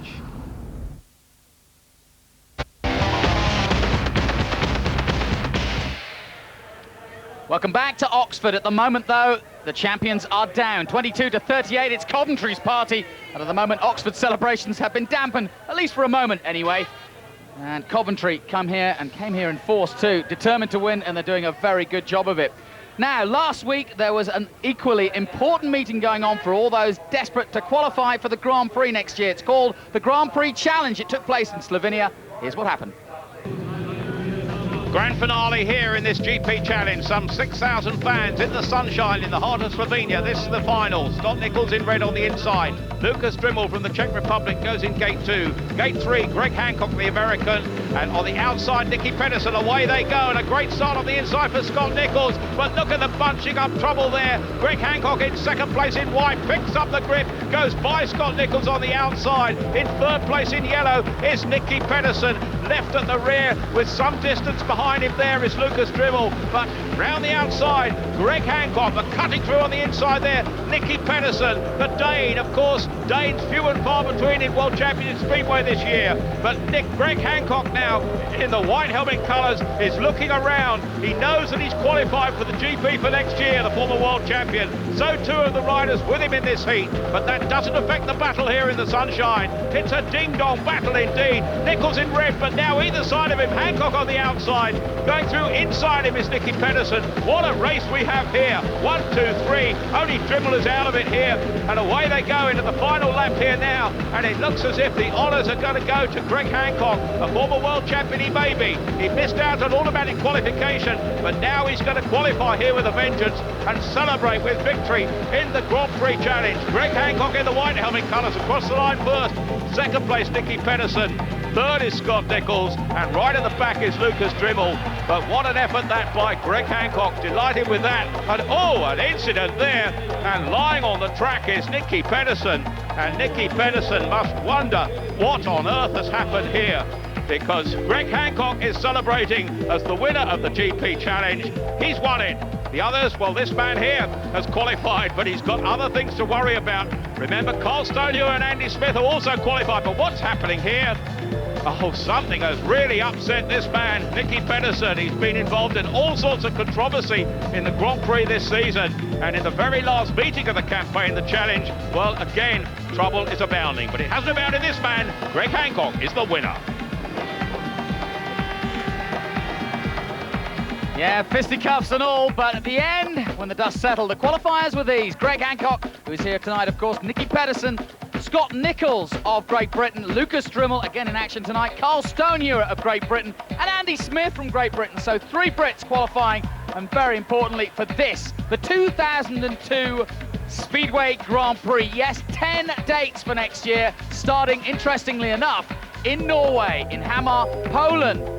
That one to be announced on the 25th of May, Great Britain, in Cardiff, Slovenia, 22nd and June, but of course finishing off in Australia. So there you go, you can see that, interesting, finishing in Australia. And of course the World Cup in Great Britain, which we'll be bringing you from from the 4th of August straight through to the 10th, a week of great action there. And all on the home of Speedway, of course, Sky Sports. We'll be bringing you all that next year. I'm looking forward to that. That is a fantastic lineup of World Championship Speedway. I think the Grand Prix... What about that list? Sydney, Australia? Yeah, and it's actually in Stadium Australia where the Olympics were held. That will be a wonderful way to finish the Grand Prix series. And all credit to BSI for putting such a terrific series together, because, you know, who could have thought that a couple of years ago that we were going to have a 10-round series going now around the world. And what a great chance for people like Lee Adams to go home and really celebrate what they've been doing here. Yeah, it is. And Speedway, you know, it did originate from Australia, so it's a wonderful opportunity for people like Lee, Jason Crump, to show the people at home what they're capable of putting on. And a host of Brits, of course, for you all to support. You'll see it all on Sky Sports. But let's get back to the action now here at Oxford as we get down to the next heat, Heat 11, with Peter and Tony. We move into Heat 11 with the visitors from Coventry leading by 38 points to 22. On the inside, it's Lee Richardson for Coventry, with already 3 wins in a row behind his name. For Oxford, Lee Adams goes in gate 2, unusually barren of points. Their only heat winner, though, with 1 race victory. Gate 3 is Greg Hancock for Coventry in white. On the outside, Andrew Appleton, the 19-year-old reserve, originally hails from Reading. And here, well, I think Lee Adams will want to win this. They'd like a heat advantage, Peter. Yeah, Lee Adams started like a train in that first ride, but he's faded a little bit since. But Greg Hancock and Lee Richardson there in front of this massive crowd. They've been the best pair here, there's no doubt about that for Coventry. The way they've actually rode, the telepathy between them, the team riding's just been out of this world tonight, Tony. Well, between them, when they raced together, they came in first and second. Lee Richardson also had another heat victory when riding with Billy Gennaro. And, well, he's back with Greg Hancock. Can they make it 1 and 2 here and extend their lead? Way back in 1979, a 22-point victory here for Coventry against Oxford. Will they increase upon that? Away on the inside in yellow. A flying start for Lee Richardson. A great start for Lee Richardson, but under pressure on the outside. Lee Adams, Greg Hancock's packed into 3rd place here, but Adams now surely showing the determination that he's shown for much of the season. He won't want to be beaten this time, and it'd be a surprise if he is, because he's gaining with every turn of his wheel. Yes, Lee Adams rides this track like this week in, week out. So good round here, top point scorer in the league this year, and again, the way he's riding there, just carrying on in the same mode. But here we've got a big race here with a rider in blue, Andrew Appleton and Greg Hancock. Well, Andrew Appleton lost a bit of control there. He tried something pretty ambitious to go by Greg Hancock. All credit to the young man for trying. He's going to try again at the back now with a lap to go. Andrew Appleton's not done. Lee Adams, though, is done well and truly. Appleton's now, his efforts have proved too much for him as he takes a tumble there with 3/4 of a lap to go. And it's going to be a 3-all for the heat, because Lee Adams wins it with some comfort in red. And the Coventry pair move into 2nd and 3rd places. Lee Richardson and Greg Hancock. Lee Richardson beaten for the first time tonight, and a share of the points at 3-all keeps it as a 16-point lead. And the visitors from Coventry now lead by 41 points to 25. They're assured of victory in the meeting, and that man Lee Adams becomes the 2nd heat winner of the night for his team, Oxford. In fact, he was the first one as well. He's been the only heat winner for the home team so far tonight. Coventry lead by 41 to 25.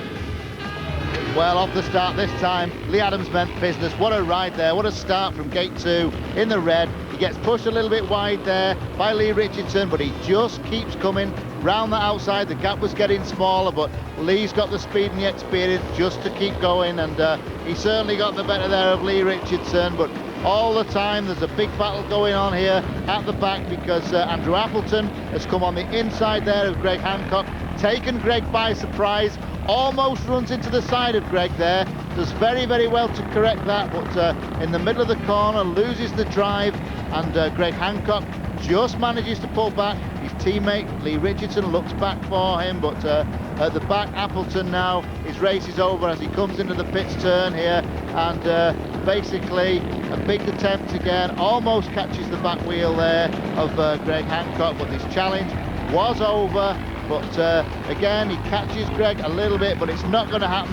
Hits a bump coming into the corner and just slides off down onto his backside and rolls quite awkwardly, but the race was over. Well, that race was over. There's the result. Lee Adams, the heat winner, ahead of Lee Richardson and Greg Hancock for a split of the points at 3-all. It's still a 16-point lead, and Oxford paying the penalty tonight because they had 2 retirements and 2 riders falling. The retirements, Lucas Drimmel and Steve Johnson with mechanical problems, and Andrew Appleton, Alice Drimmel, both come off. And there's a tactical substitute here in the blue helmet colours. The Oxford captain, Steve Johnson, will be coming out in heat number 12 here in place of Alice Drimmel, who struggled a little bit here and fell last time out. The 2-minute warning has been put on by referee Mick Postlethwaite, so there'll be a bit of rushing around for that man, Steve Johnson, in the pits, but he knows how long he's got. The 2 minutes have only just gone on. It means that he will ride with Brian Anderson, Andres Johnson and Paul Lee, the pair representing Coventry. A chance perhaps of a heat advantage for the home team here, who really are, as league champions, having something of a disappointing night. And the crowd here will be looking to see the odd Oxford heat victory, because individually so far, well, most of the individual heat winners have come from the visitors.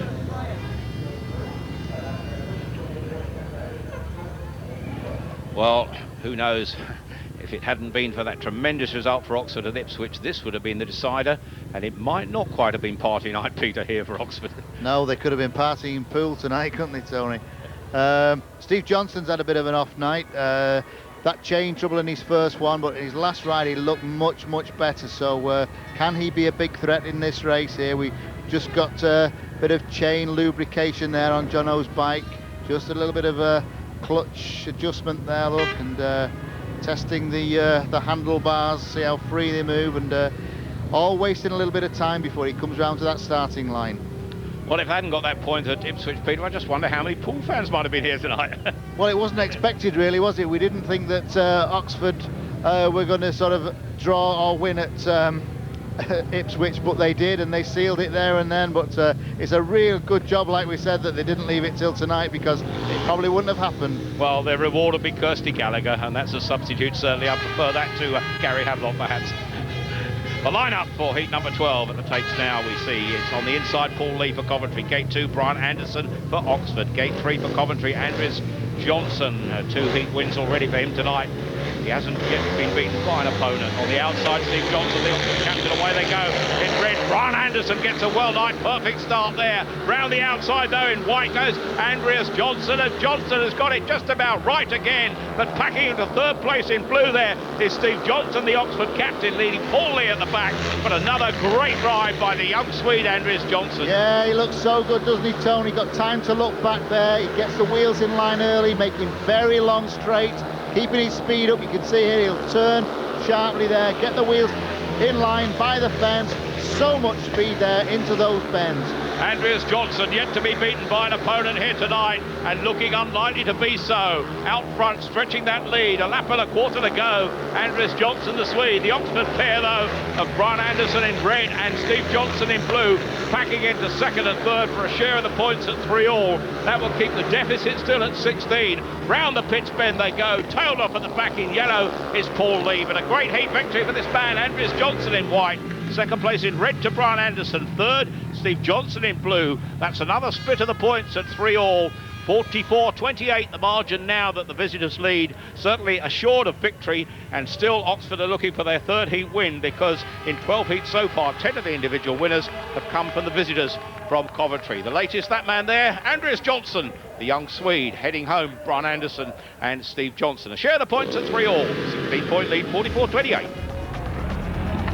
Well, if we watch this start in the first corner, Johnson in the white goes so wide. Just watch the difference in lines here between him and the inside rider, Brian Anderson. Very tight, but as they come onto the straight, they look as though they're level. But when you've got that outside run, you carry a little bit more speed onto the straight and takes you into the lead, and that's exactly what he did there.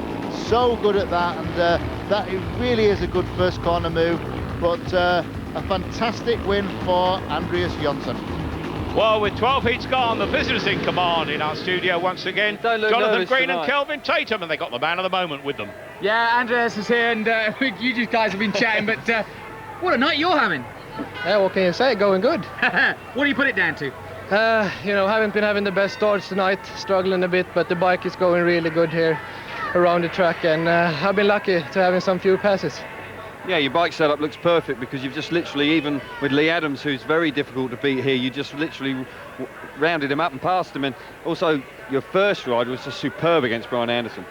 Yeah, it was quite good actually. I was just picking the right lines all the time. That's what it's all about. That's quite good, this track, because you can ride all over the place. It's you gotta, you know, try to find the dirt. And when I passed Lee there, it was just that spot on the inside going out from the first corner. And if you keep the bike in a straight line, it's getting loads of speed. Yeah. Not an easy weekend in Slovenia last week, but what about the overall season for you? How have you felt about it? Been going really good. What can I say? Been having really good equipment this year. Everything been going better than last year. No struggling. Good mechanics, good sponsors, everything.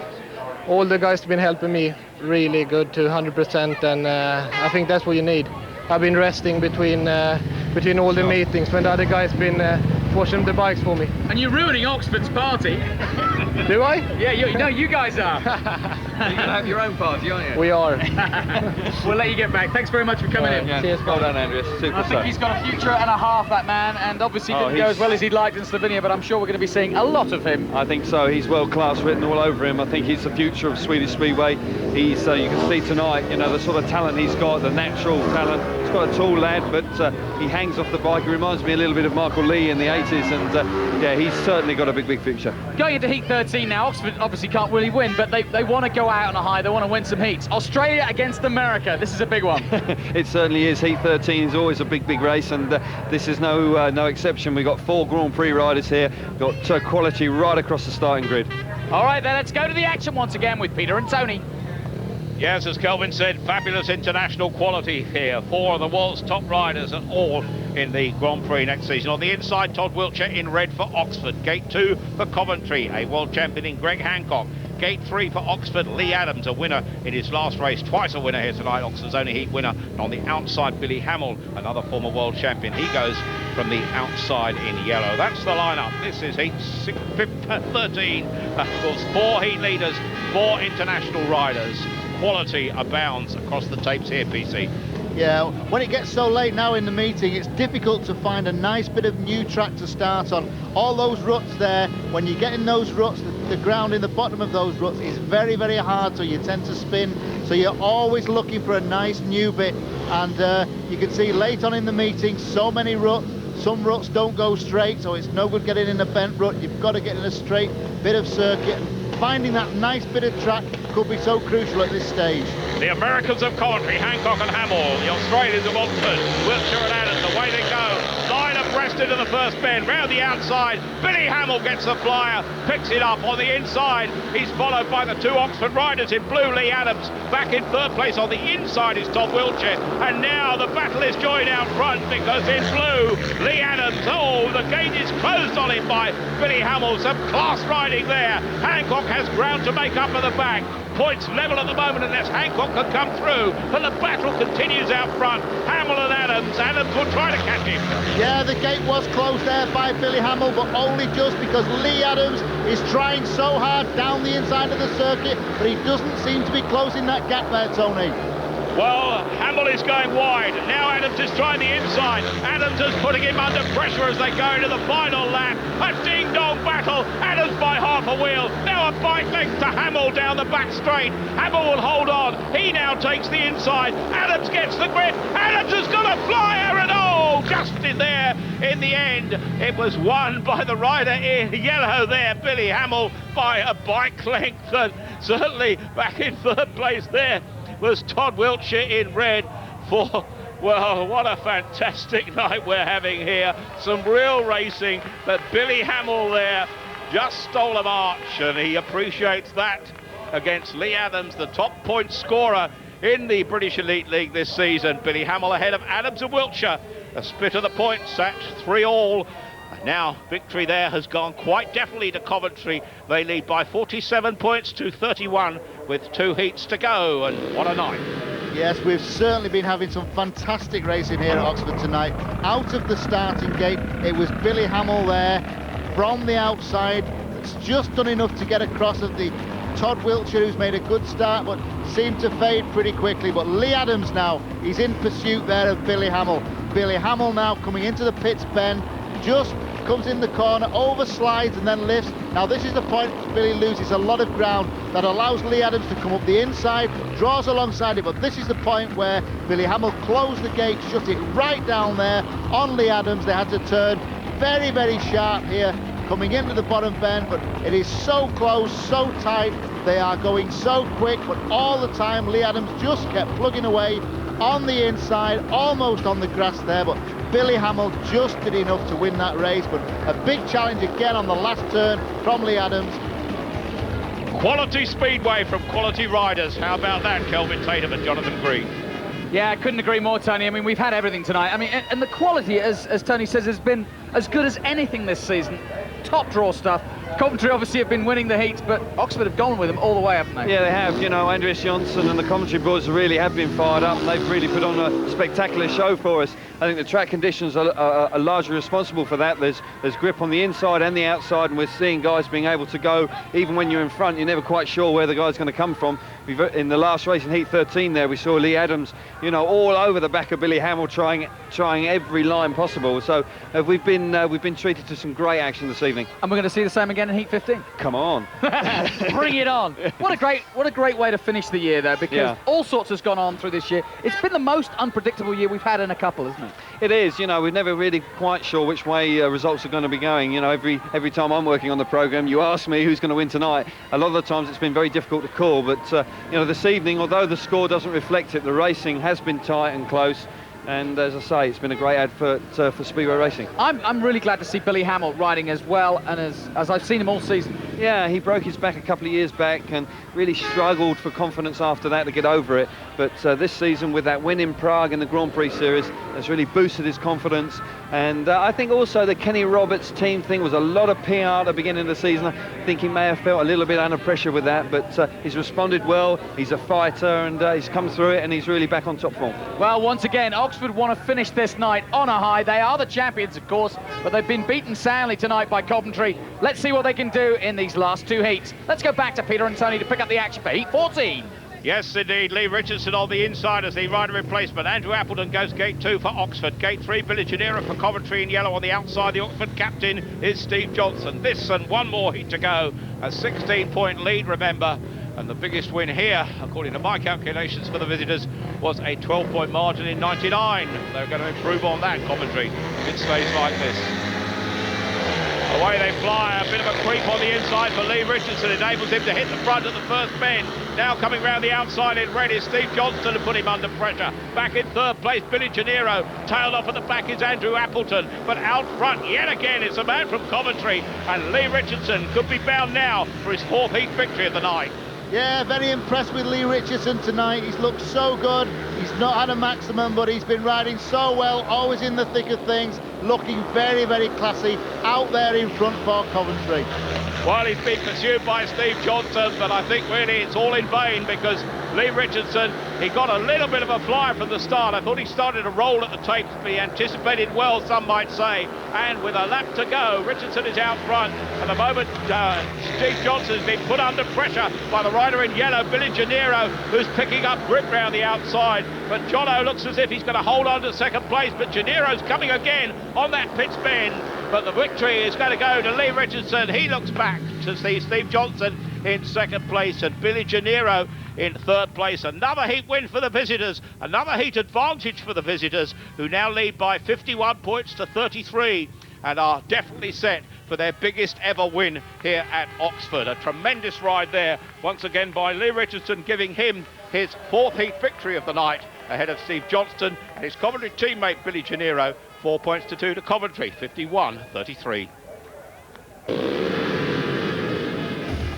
Yeah, one of the good parts about Lee Richardson, he's such a good starter there. Just look at that, into the first corner, already pulled away. Andrew Appleton in the blue had no chance next to Lee Richardson on the start. Lee's got all that lead coming down the back straight, but a good ride from Steve Johnson, really, under pressure all the way from Billy Janiro. But out in front, Lee Richardson riding that quick line. He's got the pick of the best lines to go round the middle of the circuit, keeping the speed up, running out to the fence as he comes out of the corner there. Steve Johnson, though, big pressure from Gennaro all the way for 4 laps. Billy Gennaro tries the big wide run, but Lee Richardson is winning this race. Jono there's right in there, but it was Lee Richardson all the way. Well, as heat 15 reaches us, the finale to the action, let's go to our studio with Kelvin and Jonathan. Yeah, it's interesting, isn't it? We've been talking about several riders. Lee Richardson, we haven't talked too much about. He's had a bumper night as well. He has, you know, there's been so much to talk about. It's been difficult to fit it all in, but he's ridden superbly. I think he's only dropped 1 or possibly 2 points, and so he's been on top form this evening, and a superb victory actually in Heat 8 over Lee Adams, which could have turned the match, that race, so he could have well been instrumental in Coventry going through for which has been a superb victory. You know, looking ahead to 2002, it's so exciting to see British riders like Lee Richardson really hitting their form, and now you can see teams. Colin Pratt's actually got a bit of a dilemma here because who to ride? Exactly, he's got Lee Richardson, Andres Johnson, and the 2 American boys, and it's all. Who would you go with? I think you've got to go with Billy Hamill, Andres Johnson. I think Andreas deserves that ride. He's ridden so hard. He hasn't dropped a point. He's got a maximum. But I think Lee Richardson may well be the 2 youngsters that come out and represent the team this evening. As you look at this side, you know, it's what Billy said. You know, on paper, surely we should have won this. And when you look at them like that, you think, why didn't they? If Coventry are fortunate enough to be able to keep this side together, then there's every reason why there should be no reason why they couldn't go on and win the championship next year. But you know, they haven't quite done it, and we are now joined with Colin here. Yeah, congratulations first of all on winning the league. Didn't go as well tonight, but that's the way it goes. No, it's hard to get them motivated after winning the league, and we're a little bit down, but we're not out of it. We are out of it, really, aren't we? But hey, we've been talking 4 years. It's taken it's not taken 4 years. It's taken longer than that. But 4 years feels ago, like 4 years. Last couple of months. A few years ago, you were not hitting on all cylinders by any means. No. This has been a great year. It has. We've really enjoyed it this year, and it's something. When we started the season, we signed Lee Adams. We thought we can do it this year, you know, and he's proved a great leader in front. And he's done it for us. We've enjoyed watching your face through various contortions. Yeah, I know. I've aged 2 or 3 years this last month even.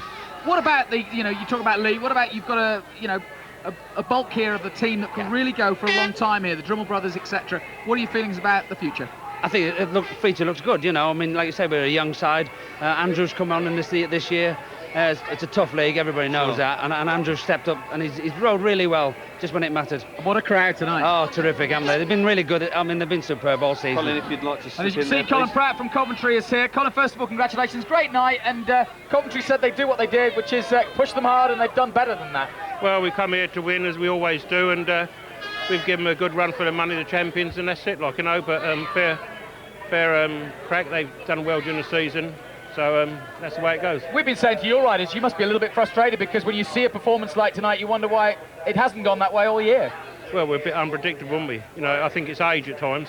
But you've also got some young boys in your team, haven't you? Yes, I think, you know, gradually Andres Johnson and people like Lee Richardson are really maturing now, like, you know, and they're following in the footsteps of Greg and Billy, like, so that's a good sign anyway. But that's the way it goes. Right, it's coin toss time. Final season, final heat of the season. Let's get underway with the coin toss, Colin. Heads. And heads it is. You won that. Yeah. 1 and 3. And who are you going to have riding? Have Billy Hamill off for 1 and Lee Richardson off for 3. Oh. Tough decision tonight. I could see you deliberating over it. Well, it's Andres Johnson really should be nominated, but of course he's broke the back half of his frame. It's two nights on the trot he's done it. So he's going too without fast. Another one. Colin, it's going too fast. We didn't know whether to put him out in a push bike to give him a chance. For us, Colin, go on. Well, those two will carry on. We'll ask the other Colin. 2 and 4. Who are you going with? Yeah, we've got 2 and 4. So we're going with Lee off 2, Jono off 4. This is a big one for you because you want to win this one, don't you? Exactly, yeah, we want to win something. Come on, let's win. We couldn't even win the toss. I mean, what else?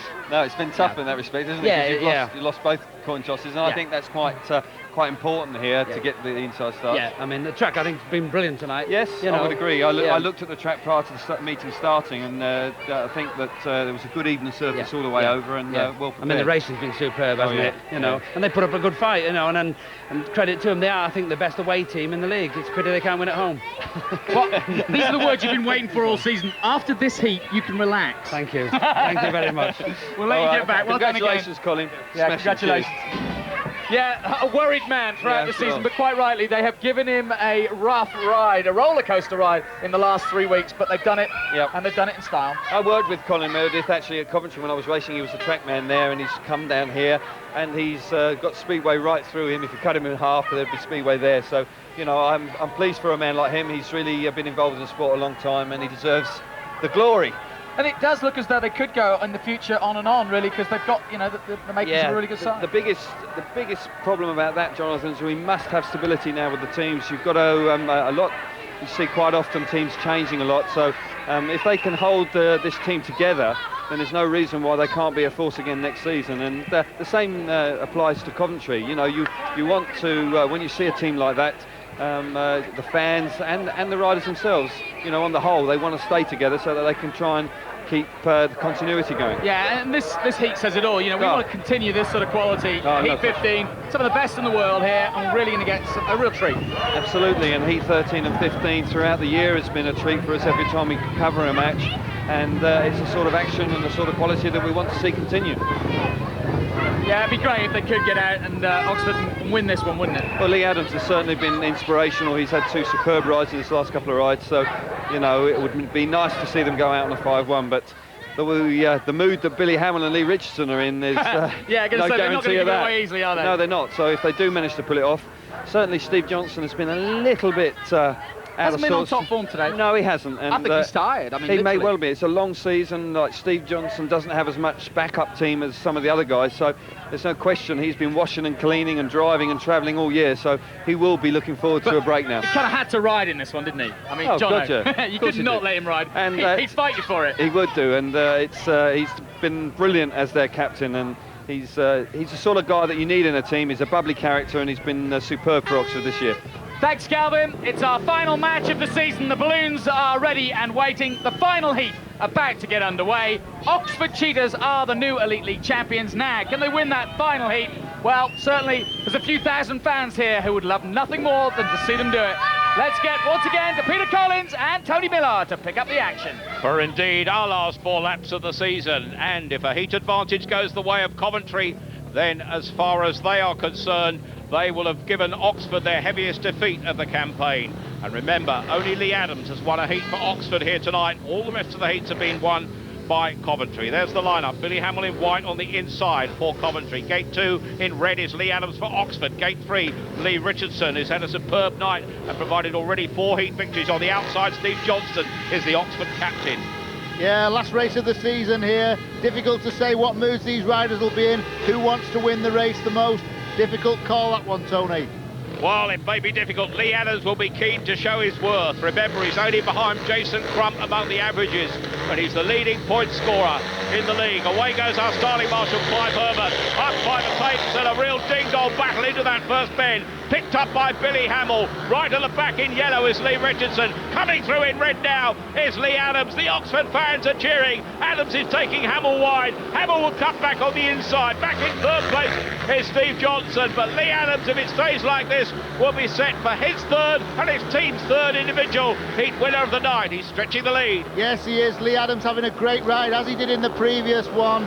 Quite appropriate, really. Lee is just going so well. He's in that winning mode now, and there's nobody going to stop him in this one. Lee Adams looking like the man he is, a great rider who's probably been the man that has turned the tables in favour of Oxford and ensured that they've won the league title. They haven't won tonight, but the crowd will appreciate Lee Adams' efforts here. Down the back straight he goes in red, Lee Adams. Back in 2nd place in white is Billy Hamill. 3rd in red is Steve Johnson. This will be a heat advantage to Oxford. They've ended on a winning note here. Billy Hamill in 2nd place. Back in 3rd place is Steve Johnston. 4 points to 2, this time to Oxford. It means that the visitors from Coventry have won by 53 points to 37. A convincing win indeed, but consolation indeed for that man who's had 3 heat victories. The only heat victories for his side here tonight, Lee Adams. A great effort. The man, perhaps, who has provided the difference between Oxford and them being league champions here tonight. The wheelies of celebration. 53-37 is the final score. A great night for Coventry on the night, but the party now surely belongs to Oxford Cheetahs. The fans are delighted with the action they've seen. They've seen plenty of class speedway here tonight, and they've enjoyed probably every minute of it. The result of heat number 15, Lee Adams, the heat winner, ahead of Billy Hamill of Coventry, their captain, Steve Johnson, the Oxford captain, in third, and Lee Richardson out of the points for the first time tonight. He's had 4 heat victories and a second. A final heat which provided the scoreline: Coventry 53, Oxford 37. The crowd are waiting the presentation of the league trophy, but we can look at the replay, Peter, of that heat. Yeah, I think Lee Adams really wanted it. He got squeezed there by the Coventry pair. He's in the red, he gets pushed wide, but look at this cut back here by Lee Adams as he cuts back up the inside of Billy Hamill, neck and neck into the pit bend. Lee's got a nice corner, goes in tight, but he moves out wide. He takes the line from Billy Hamill, and from here on in, it was Lee all the way. But fantastic speedway here tonight, and Coventry have won tonight, but Oxford have won the league. But I think Speedway's been the winner tonight, because we've had a fantastic meeting, fantastic racing on a nice October night. And again, this is the start. Lee Adams, here's the squeeze. He's the meat in the sandwich there between Billy Hamill and Lee Richardson.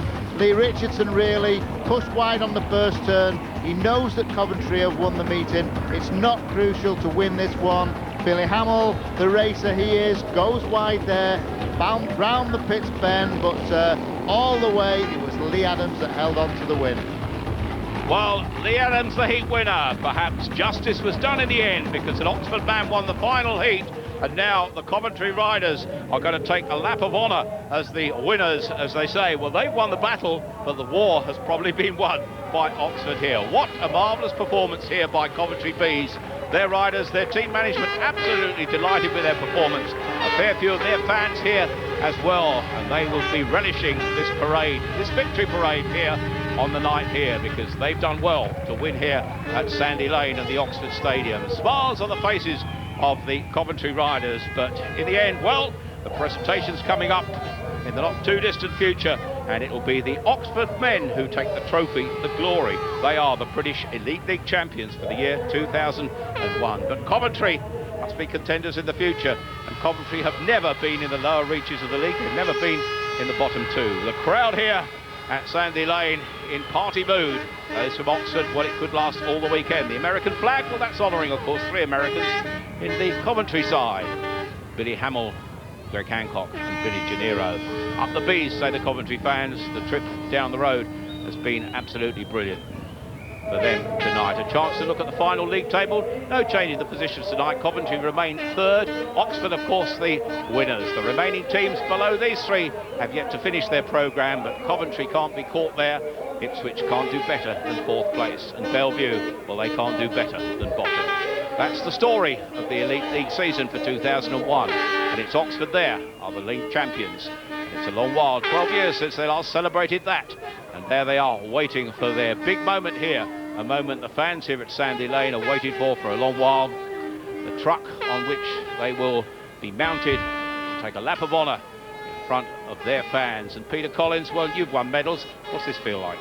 Well, it's great to win the league. I mean, I had about 3 World League titles with Bellevue, my club, and you know, Oxford did a lot of the work early on during the season. They won a lot of away matches early, but they had a few injuries halfway through the season. The last half of the season has been a real struggle for them. The pressure has been mounting and mounting, and like we said earlier, it was so crucial, I think, that it wasn't hinging on tonight's match, because we saw the way Coventry have gone here.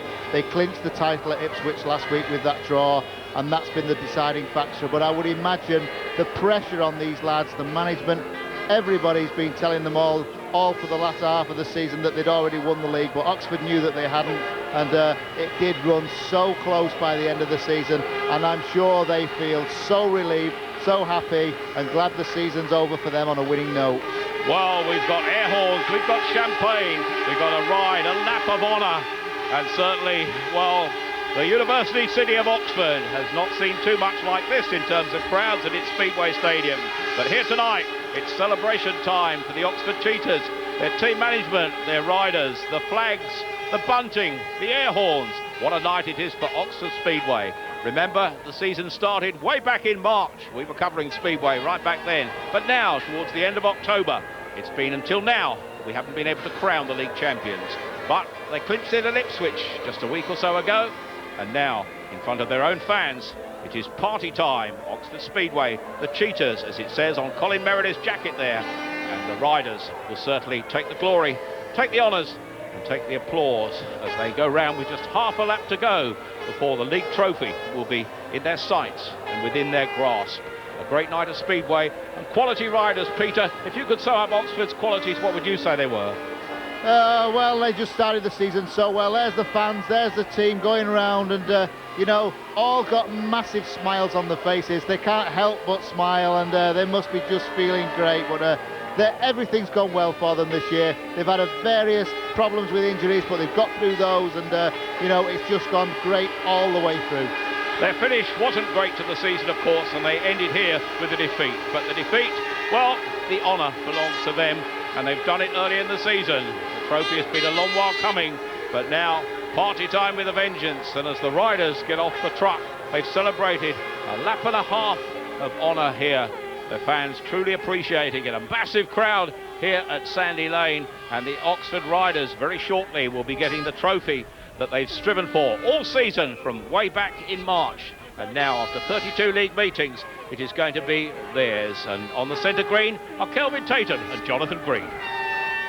Yeah, that's right. It's that final moment of the season, and boy, have Oxford had to work for it throughout the season. They've worked so hard to take this league title, and they've finally done it. It wasn't the night they wanted tonight. They didn't get the victory, but, well, they certainly have pushed hard throughout the year, and now it's time to take the trophy. As you can see alongside us, we've got Kirsty Gallagher of Sky, who's going to give the prizes away, and of course Terry Russell, the president of the British Speedway scene. And first of all, we'll start with, I think the Oxford team will start in reverse order. We'll start with number 7, Alice Drimmel, to come forward.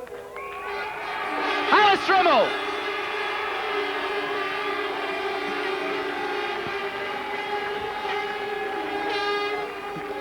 Congratulations to Alice. Up next, Andrew Appleton.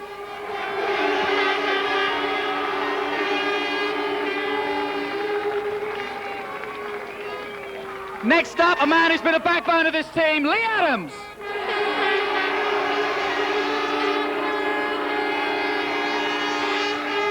And the captain, Jono, Steve Johnston.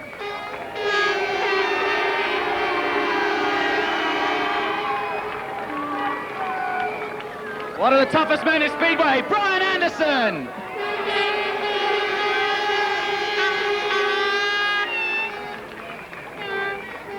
Lucas Drimmel.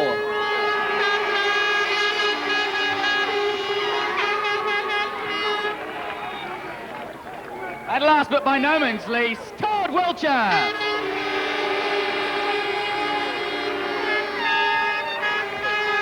And of course the men in the back room, of course, who've been biting their nails throughout the season. Richard Palmer first.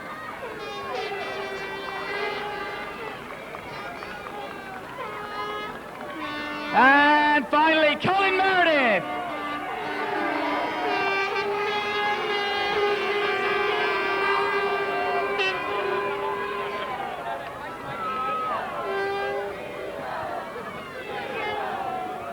So then, celebrations. Vanessa's not here, but we will get the big one here because, of course, the man, Steve Johnston, has waited so long for this prize, this trophy. Oxford have worked so hard. And here it is. The Elite League title goes to Oxford Cheetahs.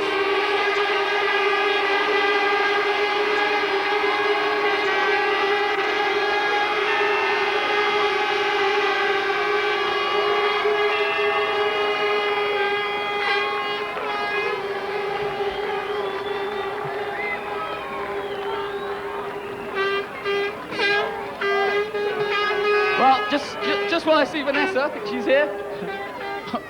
We'll get you in there with that one.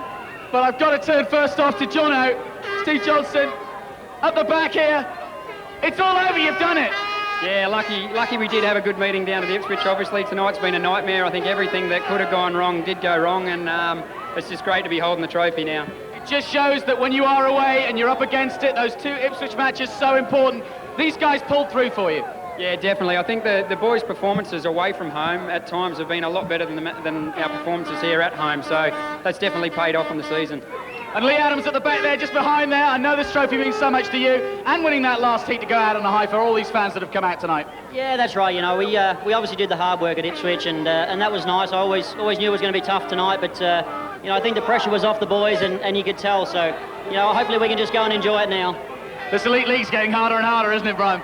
Well, you can certainly say that. You know, as I said, home victories is not the ones that we had the most of. So, well, I've been over here 10 years now, and this is the first time I've been the Elite League champion, so it's great.